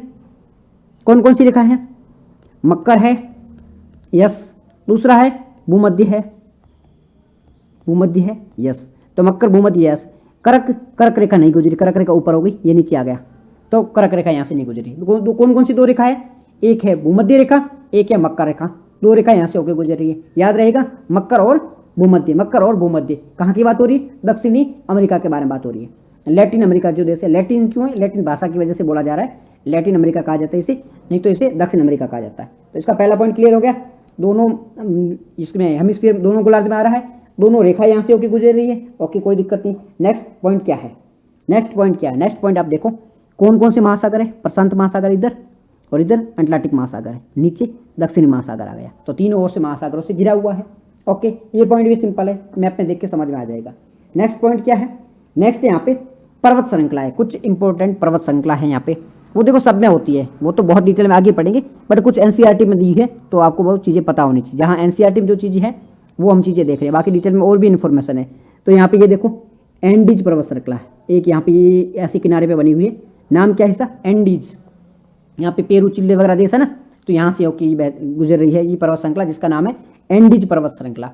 तो एंडीज पर्वत श्रृंखला से कौन कौन सी रेखा होकर गुजर रही है, अब ये भी तो क्वेश्चन आएगा ना कि एंडीज पर्वत श्रृंखला है, वहां से 0 डिग्री गुजरती है भूमध्य रेखा, हाँ गुजर रही है भाई, ये देखो ये एंडीज है और यहाँ से होके गुजर रही है। ओके, यहाँ से होके मकर रेखा गुजर रही है, हाँ मकर भी गुजर रही है, तो ये भी इन्फॉर्मेशन पूछ सकता है। अब एंडीज पर्वत श्रृंखला कौन कौन से देशों से होकर गुजरती है, कितने देशों में एंडीज पर्वत श्रृंखला है, ये भी यूपीएससी क्वेश्चन पूछ सकता है। तो इस प्रकार की चीजें भी आगे देखने वाले हैं, काम की चीजें बता रहा हूँ क्या चीजें पूछी जा सकती है। ओके, नेक्स्ट यहाँ पे एक रिवर है अमेजन रिवर, ये यहाँ पे एक अमेजन रिवर है, तो अमेजन रिवर के बारे में भी क्वेश्चन पूछा जा सकता है। वर्ल्ड की सबसे बड़ी in terms of what, in terms of volume, आयतन, जिसमें सबसे ज्यादा पानी हो, तो ऐसी कौन सी रिवर है जहाँ सबसे ज्यादा पानी आता है, तो वो है अमेजन रिवर। जहां पर पानी बहुत ज्यादा, जहाँ पानी के बारे में बात हो रही है, जहाँ वॉल्यूम के बारे में बात हो रही है, तो वो सबसे बड़ी नदी कौन सी है, तो वो अमेजन है। नाइल अलग थी, नाइल लंबी थी, हम पानी की बात कर रहे हैं तो पानी अमेजन रिवर में है। इन्फॉर्मेशन याद रहेगी, इतनी ही इन्फॉर्मेशन है वो इसके बारे में। नेक्स्ट आ जाते हैं ऑस्ट्रेलिया के बारे में। ये रहा बेचारा एक छोटा सा महाद्वीप, विश्व का सबसे छोटा सा महाद्वीप, विश्व का सबसे छोटा महाद्वीप कहां पर है, ऑस्ट्रेलिया ये रहा। गोलार्ध कौन सा है, ये गोलार्ध ये देखो 0 डिग्री ऊपर पड़ जाती है, ये दक्षिणी गोलार्ध में है। ऑस्ट्रेलिया महाद्वीप कौन से गोलार्ध में है, ऑस्ट्रेलिया महाद्वीप दक्षिणी गोलार्ध में है। कौन से गोलार्ध में है, दक्षिणी गोलार्ध में है। दिशा कौन सी है, ये हो गई हमारी पूर्वी दिशा। तो ऑस्ट्रेलिया महाद्वीप है पूरी तरह से दक्षिणी गोलार्ध में है और पूरी तरह से ही बस पूर्वी गोलार्ध में है, उत्तरी पूर्वी गोलार्ध में, पूरी तरह से उत्तरी पूर्वी गोलार्ध में, नॉर्थ ईस्टर्न गोलार्ध में है। तो ऑस्ट्रेलिया महाद्वीप उत्तरी पूर्वी गोलार्ध में पूरी तरह से, इसका एक भी भाग है इधर उधर नहीं है, तो थोड़ा थोड़ा सबका हो रहा था बट इसका एक भी भाग नहीं हो रहा, पूरी तरह से नॉर्थ ईस्टर्न गोलार्ध में। चीज याद रहेगी। ओके, कौन सी रेखा यहां से होकर गुजर रही, ओनली मकर, ना तो यहां से भूमध्य रेखा होकर गुजर रही है, ना से यहां तो आर्कटिक वर्त होकर गुजर रहा है, ओनली मकर रेखा, ओनली मकर रेखा। ऑस्ट्रेलिया महाद्वीप से एक ही रेखा होकर गुजरती है, वो है मकर रेखा। दिख रही है मकर रेखा, भूमध्य रेखा देखो ऊपर हो गई, यहाँ पे ये भाग भी है, ये भी नीचे रह गया, ये ऑस्ट्रेलिया का भी भाग है बट ये नीचे रह गया। यहाँ पे न्यूजीलैंड है पर वो भी नीचे रह गया, ठीक है। यहाँ पे 60 वो आर्कटिक वर्त है, वो भी यहाँ से होकर नहीं गुजर रही है, तो यहाँ पे ओनली एकमात्र ये मकर रेखा वो ऑस्ट्रेलिया से होकर गुजरती है। ओके, याद रहेगा।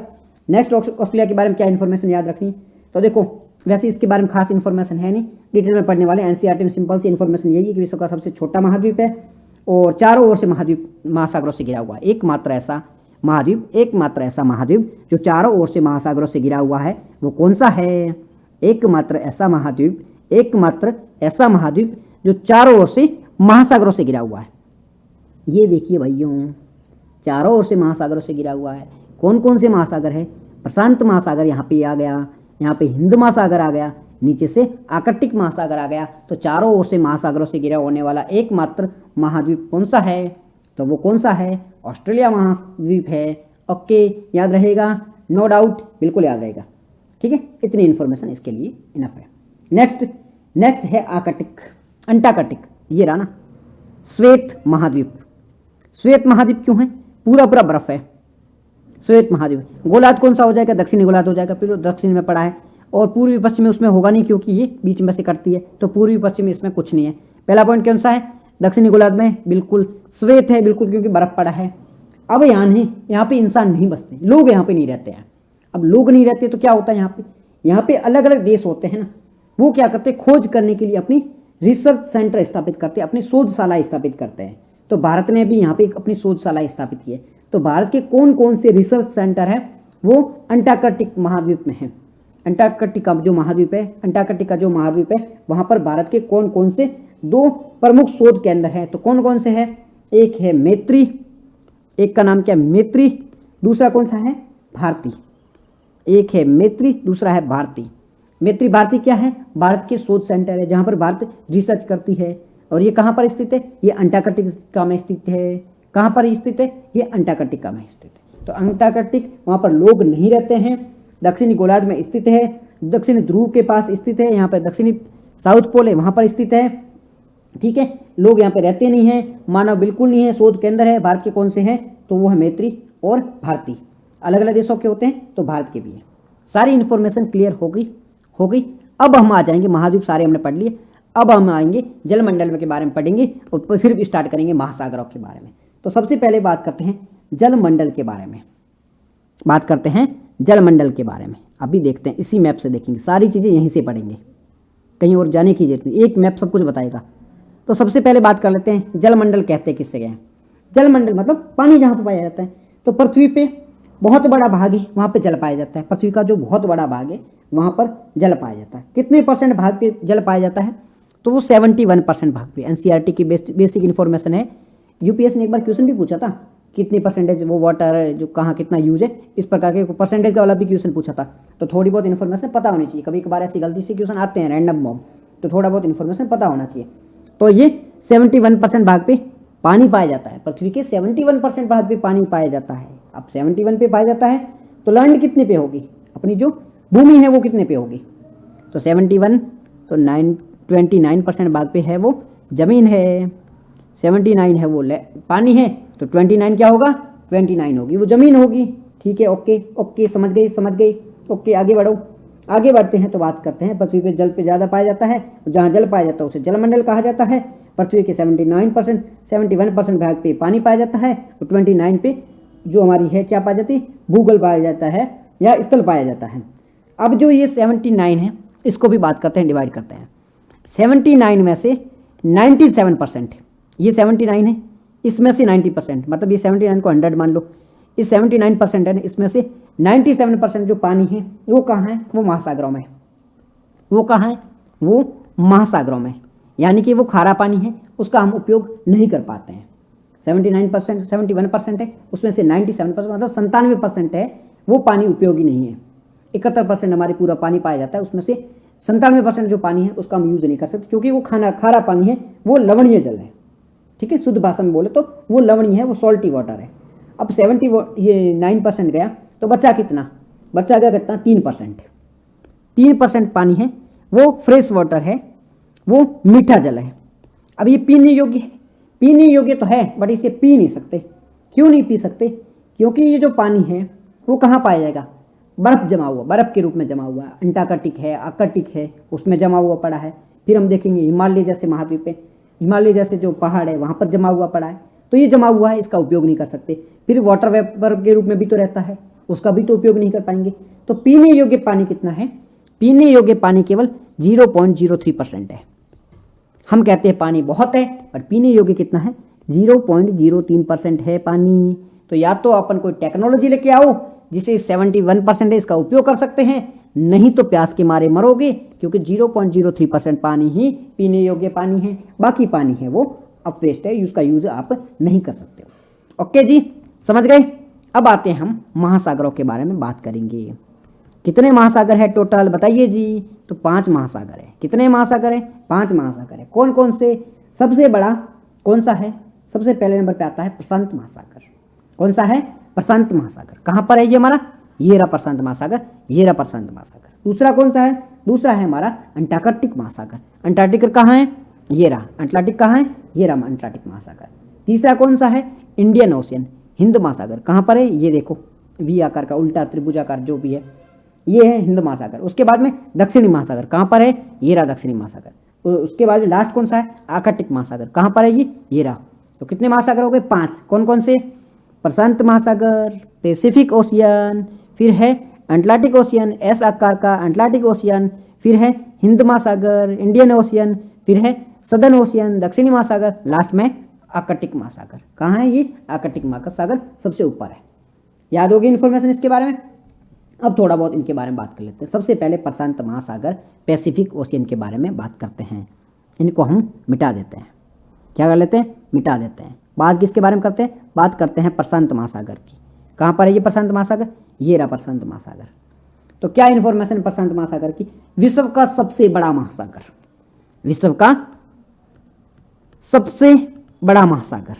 विश्व का सबसे बड़ा महासागर कौन सा है? तो वो पैसिफिक ओशियन है। बच्चे बच्चे को पता है, याद नहीं करोगे चलेगा, यूपीएससी नहीं पूछने वाला कि विश्व का सबसे बड़ा महासागर कौन सा है। ओके, विश्व पूरे जो पृथ्वी है उसके 1/3 भाग पर फैला हुआ है। 1/3 भाग है वो कब्जा किया हुआ किसने? पैसिफिक ओशियन ने। ये देखो इतना इसने कवर कर रखा है यहाँ तक, और यहाँ तक इसने कवर कर रखा है। तो 1/3 भाग पर इसका पैसिफिक ओशियन का कब्जा है। ठीक है, तो विश्व का सबसे बड़ा महासागर है, 1/3 भाग पर यह फैला हुआ है। बात करें यहाँ पर तो एक यहाँ पे पॉइंट है मैरियाना गर्त, मैरियाना ट्रेंच। ट्रेंच के बारे में हमने कल बात किया था। ट्रेंच का मतलब क्या होता है? ट्रेंच मतलब गर्त होती है, एक प्लेट होती है नीचे धंस जाती है, दूसरी प्लेट ऊपर चढ़ जाती है, तो वहां पे एक खड्डा बन जाता है। वो खड्डे को, खाई को क्या कहा जाता है? गर्त कहा जाता है। तो यहाँ पर एक मैरियाना गर्त नाम की, मैरियाना ट्रेंच नाम की खाई बनी हुई है। वो विश्व की सबसे गहरी खाई है, बहुत गहरी है, बहुत गहरी है, बहुत डीप है।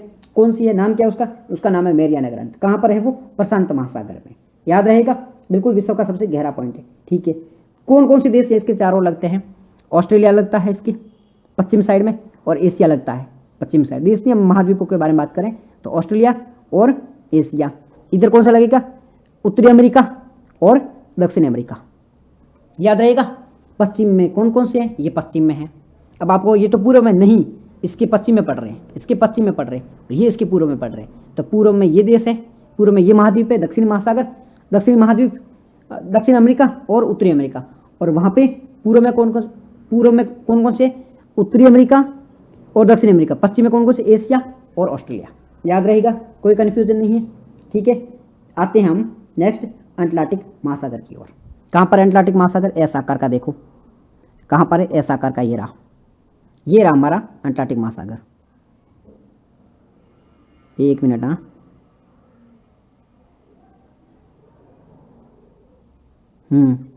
ये हमारा एस आकार का है, ये अटलांटिक महासागर है। तो ये विश्व का दूसरा सबसे बड़ा महाद्वीप है, महासागर है।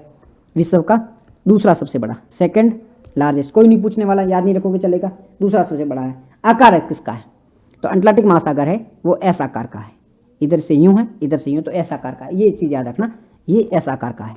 किसका आकार का है अटलांटिक महासागर? एस आकार का। ये पॉइंट आप याद रखना, वो चित्र देखने से समझ में आ जाएगा। ये इमेज आपको याद रहेगी जिंदगी भर।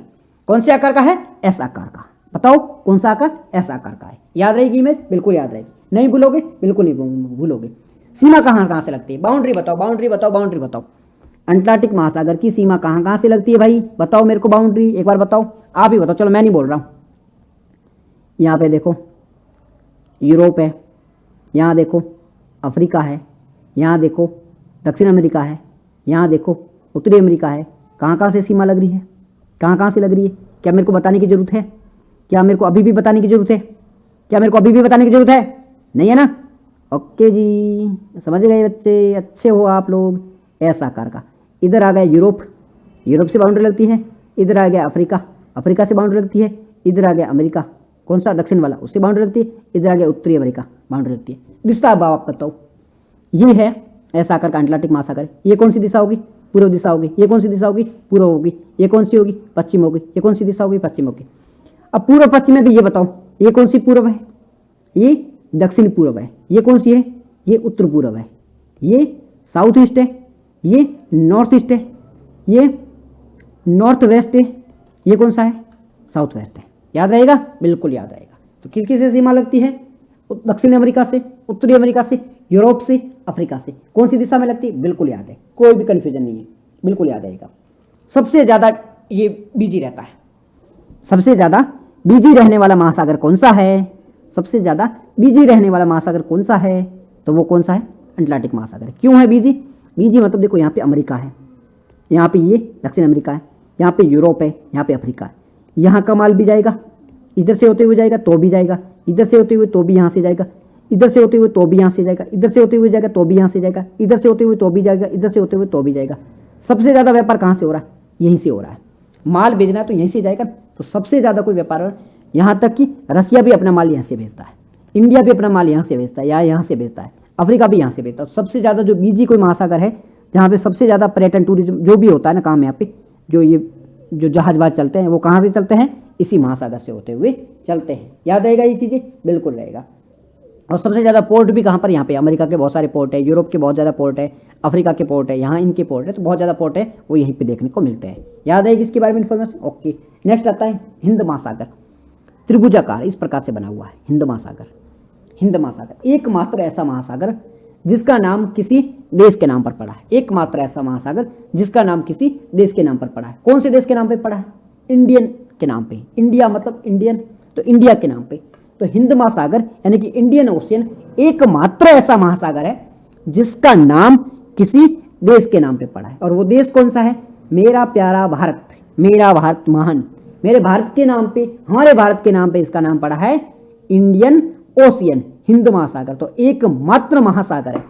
आपके मन में क्वेश्चन उठ गया, आपने बोला साउथ चाइना सी भी तो है, बट वो महासागर नहीं है, वो ओनली एक समंदर है, वो एक सी है। हम बात करें ओशियन की, तो एकमात्र ऐसा ओशियन है जिसका नाम किसी देश के नाम से पड़ा है। अटलांटिक कोई देश नहीं है, आर्कटिक कोई देश नहीं है, प्रशांत महासागर कोई देश नहीं है, दक्षिणी महासागर कोई देश नहीं है, बट हम हमारी बात करते हैं तो हमारे देश के नाम पर पड़ा है इंडियन ओशियन, हिंद महासागर। बहुत प्राउड करते हैं भाई, इसी चीज़ का प्राउड लेके बैठे और तो कुछ करेंगे नहीं हमारे देश के नाम पे नहीं। ठीक है, जो भी है वो बढ़िया है, एकमात्र महासागर। आकार कौन सा है? त्रिभुजाकार है। पता देख लिया, चित्र बना लिया, क्योंकि त्रिभुजाकार यहाँ से यूँ फैला हुआ है, ऊपर जाके संकड़ा हो जाता है। एम आकार भी बनता है, ये देखो एम आकार भी बन रहा है, बट मोस्ट ऑफ जो है वो त्रिभुजाकार है। ओके, ये चीज़ याद रखना। सीमा कहाँ कहाँ से लग रही है? अफ्रीका से लग रही है, ऑस्ट्रेलिया से लग रही है और एशिया से लग रही है। नीचे कौन सी है? नीचे कौन सा देश आ गया? नीचे कौन सा महासागर आ गया? तो ये दक्षिण महासागर आ गया, तो इससे सीमा लगती है। याद रहेगा, याद रहेगा हिंद महासागर के बारे में। ठीक है, और ये तीसरे नंबर पे आता है साइज में, ये इन टर्म ऑफ साइज तीसरे नंबर पे आता है। ओके, याद रहेगा, कोई दिक्कत नहीं है, नहीं दिक्कत तो आगे बढ़ो। चौथा कौन सा होगा? दक्षिणी महासागर। ये रहा, ये रहा हमारा दक्षिणी महासागर। तो इसकी कोई शेप वगैरह तो वैसे है नहीं, राउंड शेप में है, तो वैसे कोई इसका शेप है नहीं। ये जो अंटार्कटिक महाद्वीप है ना, इसको घेर के बैठा है।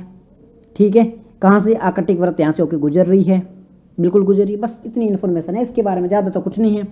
ठीक, कुछ ऐसा लिखा भी तो नहीं है, तो क्या चीज़ पढ़े, बिल्कुल आर्कटिक वृत्त। ये वृत्त तो पता होगा, पैसिफिक ओशियन से गुजरती है, इंडियन ओशियन से गुजरती है, ये भी पैसिफिक से गुजरती है, अटलांटिक से गुजरती है, इंडियन ओशियन से गुजरती है। तो ये चीज़ें तो बेसिक है, इतनी इन्फॉर्मेशन कोई यूपीएससी नहीं पूछने वाला। ओके, लास्ट है हमारा आर्कटिक महासागर। ये रहा ऊपर वाला आर्कटिक महासागर। कहाँ पर ये आर्कटिक महासागर? सबसे ऊपर है, जहाँ पर आर्कटिक जो रेखा को गुजरती है वहाँ पर स्थित है, इसलिए इसका नाम भी आर्कटिक है। कौन कौन से देश घिरे हुए यहाँ पे? यूरोप है, यहाँ पे एशिया आ गया, ऊपर रसिया वाला भाग आ गया, ये अमेरिका वाला भाग आ गया, तो इनको घेरे हुए। यहाँ पे अंटार्कटिक एंड होता है, यहाँ पे आर्कटिक स्टार्ट हो जाता है। ठीक है, यहाँ पे नॉर्थ पोल भी आ जाता है, ऊपर नॉर्थ पोल आ जाता है, उत्तरी ध्रुव आ जाता है, तो वहाँ पर स्थित है आर्कटिक महासागर। सबसे छोटा है, छोटा मतलब साइज में छोटा है। उथला भी है, उथला मतलब गहरा कम है। अब गहरा कम है, इसका मतलब क्या हुआ? गहरा का मतलब ये देखो, ये पृथ्वी है लैंड मास से, यहाँ पे होता है ये जल वाला भाग है। मैं एक अलग मैप बना देता हूँ आपको। ये पृथ्वी है, ये समंदर है। ठीक है, तो ये डायरेक्ट तो ऐसे तो स्टार्ट नहीं होगा, ये पृथ्वी है, धीरे धीरे धीरे धीरे करते करते करते ऐसे ही स्टार्ट होगा ना। तो हम आर्कटिक की बात करते हैं ना, तो इसकी ये जो पानी गहरा है ना वो कम है, ऐसे ऐसे धीरे धीरे चलते गहरा, क्योंकि लैंड मासेस है, चारों ओर लैंड मासेस है, तो ये गहरा कम है। तो बस इतनी इन्फॉर्मेशन इसके बारे में थी, ये गहरा कम है। लैंड मास कहाँ गया हमारा इमेज? ये रहा, तो ये उतला कम है। ओके, उतला कम है, इतनी इन्फॉर्मेशन इसके बारे में याद रखना। उत्तरी अमेरिका यूरेशिया से घेरा हुआ है। ओके, इतनी चीज़ समझ में आपको आ गई होगी। अब चलते हैं हम वायुमंडल की परतों के बारे में बात कर लेते हैं। ठीक है, हमने भूमंडल के बारे में बात कर ली, ठीक है, जिसमें महासागर आ गए थे, महाद्वीप आ गए थे, इनके बारे में बात कर ली थी। हमने जलमंडल के बारे में बात की, जिसमें महासागर सारी चीज़ देख लिए थे। लिथोस्फीयर के बारे में बात की थी। अब हम आते हैं वायुमंडल के बारे में। वायुमंडल के बारे में बात करते हैं। वायुमंडल होता क्या है? हमने कल देखा था, वायुमंडल जो पृथ्वी है उसको चारों ओर से घेरा हुआ है वायुमंडल। ठीक है, पृथ्वी के चारों ओर एक आवरण बना हुआ है, जिसे क्या कहा जाता है? जिसे वायुमंडल कहा जाता है। ठीक है, वो सारी चीज़ें हमने कल देखी थी।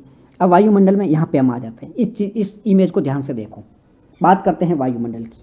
तो वायुमंडल है पृथ्वी के चारों ओर गैसों का आवरण। परिभाषा क्या थी हमारी? पृथ्वी के चारों ओर गैसों का आवरण बना हुआ है। क्या कहा जाता है इसे? इसे वायुमंडल कहा जाता है, इसे एटमॉस्फेयर कहा जाता है। ठीक है, इतनी चीज़ आपको पता होनी चाहिए। कौन कौन सी गैसें? अलग अलग प्रकार की गैसें हैं, जिसमें कार्बन डाइऑक्साइड भी है, नाइट्रोजन भी है, ऑक्सीजन भी है, ओजोन भी है, और अलग अलग प्रकार की गैसें इसमें पाई जाती है। और ये पृथ्वी में सूर्य की किरणें जो आ रही होती है ना, उसको रोकती है, क्योंकि ओजोन जैसी गैस भी रोकती है, और भी गैसें से सूर्य की जो किरण डायरेक्ट आ रही होती है उसे रोकती है और हमारी पृथ्वी की रक्षा करती है। तो इसलिए हमारे काम का भी है।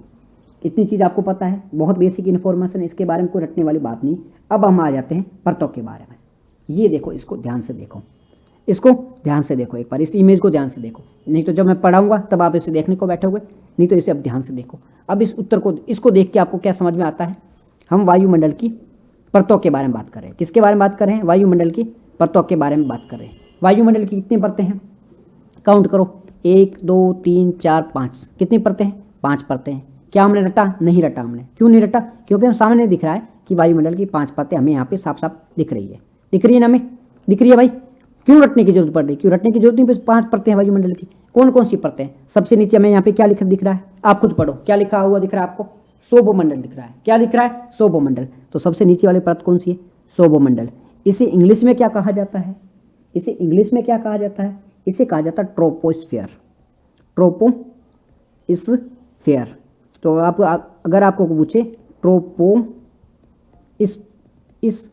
ये स्पेलिंग होगी, ठीक है, ये नहीं होगी। तो ट्रोपोस्फियर कौन सी जगह है? सौभमंडल को कहा जाता है। ट्रोपोस्फियर किसे कहा जाता है? सौभमंडल को कहा जाता है। ये वायुमंडल की सबसे निचली परत है। वायुमंडल की सबसे निचली परत कौन सी है? ट्रोपोस्फियर। कौन सी परत है? ट्रोपोस्फियर, जिसे सौभमंडल भी कहा जाता है। निचली परत है। क्या होता है यहाँ पे घटना? कौन कौन सी घटना होती है? जितने भी मौसम वगैरह परिवर्तन होते हैं, बादल बनते हैं, सारी चीजें होती है, वो कहाँ पे होती है? यहीं पे होती है। मौसम बदलेंगे, यहाँ पे बदलेंगे। जलवायु परिवर्तन होगा, यहाँ से होगा। जलवाष्प होगी, यहाँ से होगी, ठीक है। अब अगर हम यहाँ से ऊंचाई पे जाएंगे ना, ये अभी 1 किलोमीटर पे खड़े हैं, धीरे धीरे जैसे ऊपर आ जाएंगे, ऊपर जाने पे क्या होगा? तापमान है वो घटेगा। यूपीएससी इस प्रकार के क्वेश्चन पूछता है। क्या क्वेश्चन है?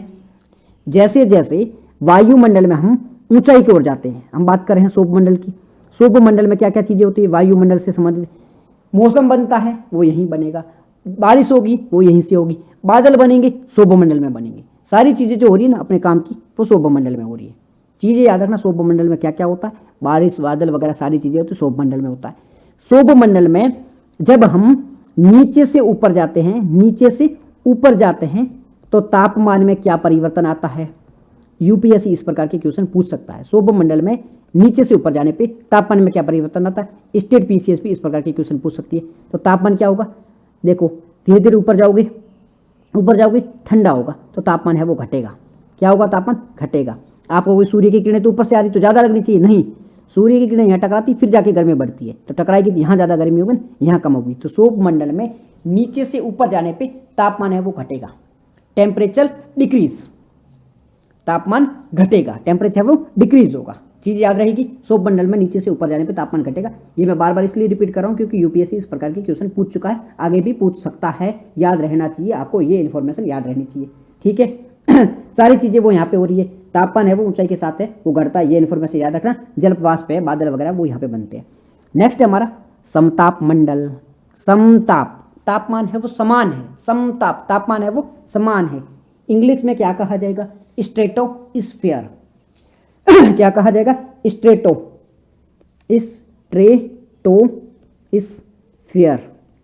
समताप मंडल। किसे कहा जाता है समताप मंडल, और कहाँ पे स्थित है? ये सौभमंडल के ऊपर स्थित है। ओजोन की जो परत है वो यहीं पे स्थित है। जो हमारी O3 ओजोन लेयर है, जो हम कहते हैं कि ओजोन है वो खत्म हो रही है, ओजोन है वो डिप्लीट हो रही है, ओजोन परत है वो नष्ट हो रही है, वो किसके बारे में बात कर रहे हैं? वो इसके बारे में बात करें, O3 के बारे में। और वो कहाँ पर है? वो समताप मंडल में स्थित है। ये सूर्य की जो किरणें आती है उसे रोकने का काम करती है, वो ओजोन करती है। ओजोन एक गैस है जो कि O2 प्लस O की क्रिया करने से बनती है O3। ये एक गैस है, डायरेक्ट आप इसके यूज करोगे मर जाओगे, इतनी टफ गैस होती है। बट यहाँ पे जो ऊपर रहती है तो बहुत बेनिफिशियल होती है। यहाँ पे सूर्य की किरणें आती है, इन्हें रोकती है, तो सूर्य की सीधी जो पराबैंगनी किरणें होती है हमारे पास नहीं आती है। तो ये कहाँ पर है? ये समताप मंडल में है। ये कहाँ पर है? O3 कहाँ पर है? ओजोन मंडल कहाँ पर है? तो ये अपनी ओजोन गैस कहाँ है? वो समताप मंडल में है। ओके, याद रहेगी, स्ट्रेटोस्फीयर में, सूर्य की किरणों को रोकती है। ये शांत क्षेत्र है, समताप मंडल है, तापमान समान है, बादल बनेंगे नहीं, तो ये एक शांत क्षेत्र है। अब शांत क्षेत्र होने का क्या मतलब है? शांत क्षेत्र मतलब है फ्लाइट वगैरह जब उड़ाने होते हैं ना, तो सौभमंडल के ऊपरी भाग और समताप मंडल में उड़ाए जाते हैं। क्यों उड़ाए जाते हैं? बिकॉज जो फ्लाइट है ना उसे डिस्टर्बेंस नहीं चाहिए। अगर सौभमंडल में उड़ाओगे तो बहुत ज़्यादा बादल वगैरह वो डिस्टर्ब करेंगे, बट समताप मंडल में ये सारी चीज़ें नहीं होती है। समताप मंडल शांत होता है, इसलिए ये सारी चीज़ें कहाँ होती है? समताप मंडल में होती है। समताप मंडल याद रहेगा आपको। समताप मंडल कहाँ है? ट्रोपोस्फीयर कहाँ है? तो ट्रोपोस्फीयर के उपरी भाग है, उसे क्या कहा जाता है? उसे कहा जाता है स्ट्रेटोस्फीयर। स्ट्रेटोस्फीयर शांत है, फ्लाइटें हैं स्ट्रेटोस्फीयर में उड़ाई जाती है, और ये ओजोन मंडल के जो ओजोन परत पाई जाती है वो समताप मंडल में ही पाई जाती है। नेक्स्ट कौन सा आएगा? मध्य मंडल, मीजोस्फीयर। नेक्स्ट कौन सा आएगा? मीजोस्फीयर यानी मध्य मंडल। ये है वो ठंडी परत है, गर्म यहाँ पे कम है, यहाँ पे गर्मी भी कम पड़ती है। उल्काएं जो आती है ना, ये देखो उल्का आ रही, यहाँ पे आके ये जल गई है। उल्का जो पिंड आते हैं ऊपर से, उल्का पिंड हमने देखा था पहले चैप्टर में। उल्का पिंड क्या होते हैं? पिंड होते हैं जो नीचे आ जाते हैं, सूर्य के चारों घूमते रहते हैं, ठीक है, मीटियोरस के बारे में बात करते हैं, तो वो यहाँ पे आके जल जाते हैं, ठीक है, घर्षण बहुत ज़्यादा होता है यहाँ के, जिसके कारण ये मध्य मंडल में आपके मीजोस्फीयर में आके ये जल जाते हैं। तो मध्य मंडल कहाँ पे है? ये समतल मंडल के ऊपर है। ओके, याद रहेगा। नेक्स्ट है इसके ऊपर आयन मंडल। कहाँ पर है? ये रहा आयन मंडल, आयनोस्फीयर। कौन सा इसके ऊपर? आयनोस्फीयर है, आयन मंडल है। कहाँ पर है ये आयन मंडल? ये रहा मध्य मंडल के ऊपर वाले भाग। क्या होता है इसमें? इसमें ये होता है जब हम रेडियो वगैरह कुछ वगैरह है ना उसको चलाते हैं तो उसकी जो फ्रीक्वेंसी होती है ना, तरंगे होती है, वो ऊपर जाती है। अब यहाँ पे क्या प्लस माइनस ऐसे आयन पाए जाते हैं, ठीक है, इसी प्रकार से होते हैं। जब रेडियो की जो तरंगे होती है, जो वेव्स होती है, यहाँ जाती है, ये जो प्लस माइनस उससे टकराती है, टकराते क्या होती है, ये रिफ्लेक्ट हो जाती है, वापस आ जाती है। तो रेडियो की जो तरंगे होती है वो टकरा के कहाँ से वापस आती है? वो आयन मंडल से आती है। क्यों आती है? क्योंकि आयन मंडल में प्लस माइनस ऐसे धन आयन ऋण आयन वगैरह ऐसे बने होते हैं। जब इन आयनों से टकराती है तो वो रिफ्लेक्ट हो जाती है और वापस आती है। तो हम रेडियो वगैरह जो सुन पाते हैं, टीवी देख पाते हैं, उसमें सबसे बड़ा जो योगदान है वो आयन मंडल का है। तो रेडियो संचार में आयन मंडल है वो महत्वपूर्ण भूमिका निभाता है, क्योंकि यहाँ पे सूर्य की ये जो रेडियो की जो वेव्स होती है जाती है, टकराती और वापस आ जाती है। तो यहाँ पर तापमान बहुत ज़्यादा अधिक होता है, बिकॉज ये शांत क्षेत्र है, यहाँ का जो तापमान है वो बहुत ज़्यादा अधिक होता है, ठीक है। नेक्स्ट कौन सा है? बहिर्मंडल है, इसे एक्सोस्फीयर कहा जाता है, वो सबसे ऊपर वाली परत है और ये कहाँ? ब्रह्मांड में मिल जाती है, तो ये सबसे ऊपर वाली परत हो जाती है, बहिर्मंडल हो जाती है।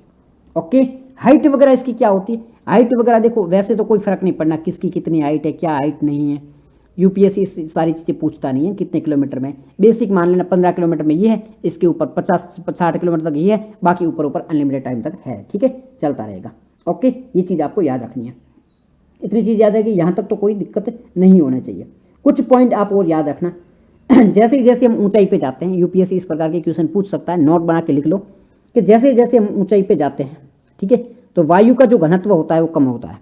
तो ऊंचाई के साथ में या ऊंचाई बढ़ने पे, ऊंचाई के साथ में या ऊंचाई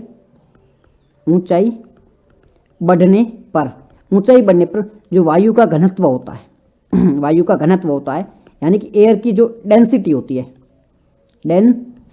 है वो विथ हाइट एयर डेंसिटी क्या होती है? डिक्रीज होती है। हाइट बढ़ने पर जो एयर की डेंसिटी होती है, वायु का जो घनत्व होता है, घनत्व मतलब कितनी वायु एक जगह से समाई हुई है, ये घनत्व होता है ऊंचाई के साथ में क्या होता है? कम होता जाता है। इसलिए जब ऊंचाई पे आप जाओगे ना तो आपको वायु दाब है ना वो भी घटता जाता है। वायु की डेंसिटी घटेगी तो वायु का जो दाब है मतलब प्रेशर है, दाब है मतलब क्या है? प्रेशर, एयर का जो प्रेशर है ये भी कम हो जाएगा। तो ऊंचाई चढ़ने पर जब आपको कहा जाता है ना हिमालय की चोटी पे चढ़ो, तब क्या होता है? सांसें रुक जाती है, सांस लेने में कठिनाई होती है। आपने एक चीज़ नोटिस की होगी कि जो हमारे आर्मी ऑफिसर वगैरह होते हैं ना, जब ये लद्दाख वगैरह जहाँ पे वहाँ पे पोस्टिंग होती है इनकी, तो 5-6 महीने उनको पहले नीचे ट्रेनिंग किया जाता है, उनको रखा जाता है वहाँ पे। क्यों रखा जाता है? जब वो हाइट पे जाते हैं तो उनकी क्या सांसें है वो रुक जाती है। आप वो समझ लो, यहाँ में किसी को ऊपर भेजते हैं, ठीक है, आसमान जो भी हमारे साइंटिस्ट वगैरह को ऊपर भेजा जाता है ना रिसर्च वगैरह करने के लिए, तो 3-4 महीने उनको इस इन्वायरमेंट में रखा जाता है, क्योंकि ऊपर जाने पे क्या होता है कि दाब है वो कम हो जाता है, प्रेशर कम हो जाता है, तो आपको सांस लेने में कठिनाई होती है, इससे इंसान की जान भी जा सकती है, नसें फट सकती है। इसके लिए क्या जाता है, इस कंडीशन में रखा जाता है। तो हमारे जो आर्मी ऑफिसर्स वगैरह होते हैं ना, हम बात करते हैं कि वो ऐसी कंडीशन में कैसे सर्वाइव कर लेते हैं, तो बहुत कठिन सर्वाइव होता है। आप देखो वहाँ पे वो लोग रह रहे हैं, एकदम वहाँ पे सांस लेना कठिन हो जाता है, इतनी ऊंचाई पे वो जाके रह रहे हैं, लद्दाख वगैरह पे बहुत ऊंचाई पे वो जाके रह रहे हैं, तो उनको बहुत तगड़ी तरीके से ट्रेन किया जाता है, एकदम सर्वाइवल में रखा जाता है कि इन फ्यूचर में जब ऐसी परिस्थिति आए तब वो झेल पके।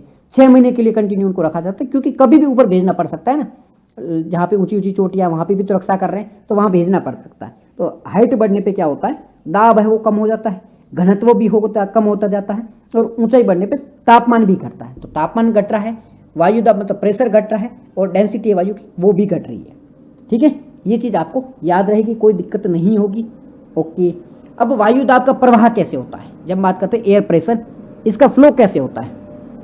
वायु दाब का प्रवाह है ना, वायु हमेशा है वो उच्च दाब क्षेत्र से, ये है ना आपके आगे वाली क्लासों में बहुत काम आएगा, जब हम पढ़ेंगे ना ये मतलब टेम्परेचर को पढ़ेंगे, वायु को पढ़ेंगे, एयर का फ्लो पढ़ेंगे, सारी चीज़ें पढ़ेंगे, तब ये चीज़ काम आएगी। तब ये पॉइंट याद रखना, वायु हमेशा उच्च दाब क्षेत्र से, उच्च दाब क्षेत्र मतलब हाई प्रेशर से, HP से LP की ओर, लो प्रेशर की हो जाता है। अगर यहाँ पे HP है, यहाँ पे LP है मतलब लो प्रेशर है, HP का मतलब होता है हाई प्रेशर मतलब उच्च दाब क्षेत्र, वहाँ पे वायु बहुत ज़्यादा है, और एलपी का मतलब है लो दाब क्षेत्र, मतलब यहाँ पे वायु है वो कम है, ठीक है, निम्न दाब क्षेत्र है। तो ये यहाँ पे हमेशा हवा ऐसे जाएगी, इससे इसकी ओर जाएगी, हाई से कम की ओर जाएगी। यहाँ पे जनसंख्या ज़्यादा है, ठीक है, तो जनसंख्या कम जाएगी, जहाँ कम उधर जाएगी तो ये इधर की ओर जाएगी, ऐसे समझ लो। हाई जो प्रेशर होता है उससे लो प्रेशर की ओर आगे वाले क्लासों में सारे कॉन्सेप्ट काम आएंगे। और ये हाई प्रेशर जहाँ पे ठंड होती है वहाँ पे प्रेशर बहुत ज़्यादा होता है, दबाव बहुत ज़्यादा होता है। जहाँ पे ठंड होगी मतलब जहाँ पे तापमान कम होगा वहाँ पे क्या दबाव ज़्यादा होगा, जहाँ पे तापमान कम होगा वहाँ पे दबाव ज़्यादा। आगे वाले क्लासों में यही चैप्टर है, वो यही टॉपिक में वापस पढ़ाऊंगा, लेकिन अभी बेसिक के लिए बता रहा हूँ। जहाँ पे तापमान कम होगा वहाँ पे वायु दाब ज़्यादा होगा, और जहाँ पे तापमान ज़्यादा होगा वहाँ पे वायु दाब कम होगा। इसलिए हाई प्रेशर से लो प्रेशर की ओर जाएगी, हाई प्रेशर से लो प्रेशर की ओर जाएगी। इस प्रकार से हमारी जो पवनें वगैरह है वो इस प्रकार से चलेगी, बारिश वगैरह भी इस प्रकार से होती है। और आगे वाले चैप्टर में हम ये सारी चीज़ें पढ़ने वाले हैं, ठीक है जी। तो ये सारी इन्फॉर्मेशन थी आज के चैप्टर में। बाकी ये सारी चीज़ें हम पढ़ चुके हैं। महाद्वीप कौन से होते हैं, एशिया के बारे में पढ़ा हमने, अफ्रीका के बारे में पढ़ा, दक्षिणी अमेरिका, ऑस्ट्रेलिया, ये सारी चीज़ें पढ़ी हमने। जीवमंडल के बारे में पढ़ा, सारे महासागर इसके बारे में भी हमने देखा था, ठीक है। 5 परतें कौन कौन सी इसके बारे में भी हमने बात की थी। एटमॉस्फेयर किस प्रकार से काम करती है, कौन सी गैस कितनी पाई जाती है। तो ये देखो 99% नाइट्रोजन है, ठीक है, 99% है, उसमें 78% नाइट्रोजन है, ऑक्सीजन है, 1% में अन्य गैस आ जाती है, कार्बन डाइऑक्साइड है, हीलियम है, ऑर्गन है, ये सारी गैसें आ जाती है। सौर मंडल, समताप मंडल के बारे में पढ़ा, मध्य मंडल के आयन मंडल के बारे में पढ़ा, जिसे थर्मोस्फीयर भी कहा जाता है, क्योंकि यहाँ पे टेम्परेचर बहुत ज़्यादा है इसलिए इसे थर्मोस्फीयर भी कहा जाता है। बहिर्मंडल के बारे में पढ़ा था, ऑक्सीजन वगैरह ऊंचाई के साथ में इनके साथ में क्या होता है वो सारी चीज़ें देखी थी। वायु का प्रवाह कैसे होता है वो सारी चीज़ें देखी थी, ठीक है। ये तो ग्लोबल वार्मिंग वगैरह काम की चीज़ नहीं। नेक्स्ट ये देख लो MCQ। क्या MCQ? वायुमंडल के बारे में निम्नलिखित कथनों पर विचार करिए। वायुमंडल पृथ्वी की 1600 किलोमीटर तक फैला हुआ है। वायुमंडल का घनत्व ऊंचाई के साथ में बढ़ता है। दोनों में से सही बताना। मैं आपको उत्तर नहीं बताऊंगा, आपको उत्तर बताने हैं, कमेंट में बताने, उत्तर जरूर बताने हैं। चीज़ों को नोटिस करो। वायुमंडल पृथ्वी से 1600 किलोमीटर वाले, ये पॉइंट क्लियर है। दूसरा पॉइंट कौन सा है? घनत्व। वायुमंडल का जो घनत्व है ऊंचाई के साथ में बढ़ता है। अभी हमने देखा था घनत्व ऊंचाई के साथ में क्या होता है, अभी हमने देखा था, फिर से देखा। अगर आपको याद नहीं है फिर से वीडियो को जाओ और देखो। वैसे इसका उत्तर भी आपको मिल जाएगा, बट एक बार जरूर देखना। तो इसका उत्तर क्या है? ये पॉइंट कम है, ऊंचाई के साथ में बढ़ेगा, बढ़ेगा नहीं घटेगा। ऊंचाई के साथ में सारी चीज़ें घट रही थी, तो हमने देखा था ऊंचाई के साथ में ये घनत्व भी घट रहा है, और ये 1600 किलोमीटर का सही है। हमारा उत्तर आ जाएगा 1, ठीक है। उत्तर कौन सा आएगा? 1। दूसरा क्वेश्चन कौन सा है? जीवमंडल के बारे में कौन सा कथन सही है? यह केवल भूमि और वायु तक सीमित है। क्या लैंड और एयर इन दोनों को मिलकर बनता है? इसमें केवल पौधे जीवित रहते हैं। इसमें स्थल, जल और वायुमंडल तीन होते हैं। स्थल, जल और वायुमंडल तीन, तो ये सी सही हो जाएगा, ठीक है। सूक्ष्म जीव नहीं है, पहला नहीं, दूसरा नहीं, तीसरा नहीं, ये सी सही हो जाएगा। ग्लोबल वार्मिंग को सही ढंग से प्रभावित करने वाला कौन सा तत्व है? ग्रीन हाउस गैसों के कारण पृथ्वी का औसत तापमान में वृद्धि हो जाती है। ये औसत तापमान में वृद्धि होगी, तापमान गिरना नहीं होगा, ओजोन में छिद्र है, वो भी एक प्रभाव होता है, लेकिन मुख्यतः यही परिभाषा यही दे रहा है, ठीक है। बस यही है। और नेक्स्ट इसका भी उत्तर देने की कोशिश करना। कुछ क्वेश्चन यहाँ पे दिए गए हैं, उसके बारे में डिस्कस करना। ये कुछ मेंस के क्वेश्चन है, 20-20, 30-30 वर्ड में अगर कुछ लिख पाओ तो लिखने की जरूर कोशिश करना। तो आज ये हमारा 5वां चैप्टर भी कंप्लीट हो गया है, ठीक है। मिलते हैं नेक्स्ट अगले अध्याय के साथ में। तब तक के लिए आप अपना ध्यान रखो। जय हिंद, जय भारत।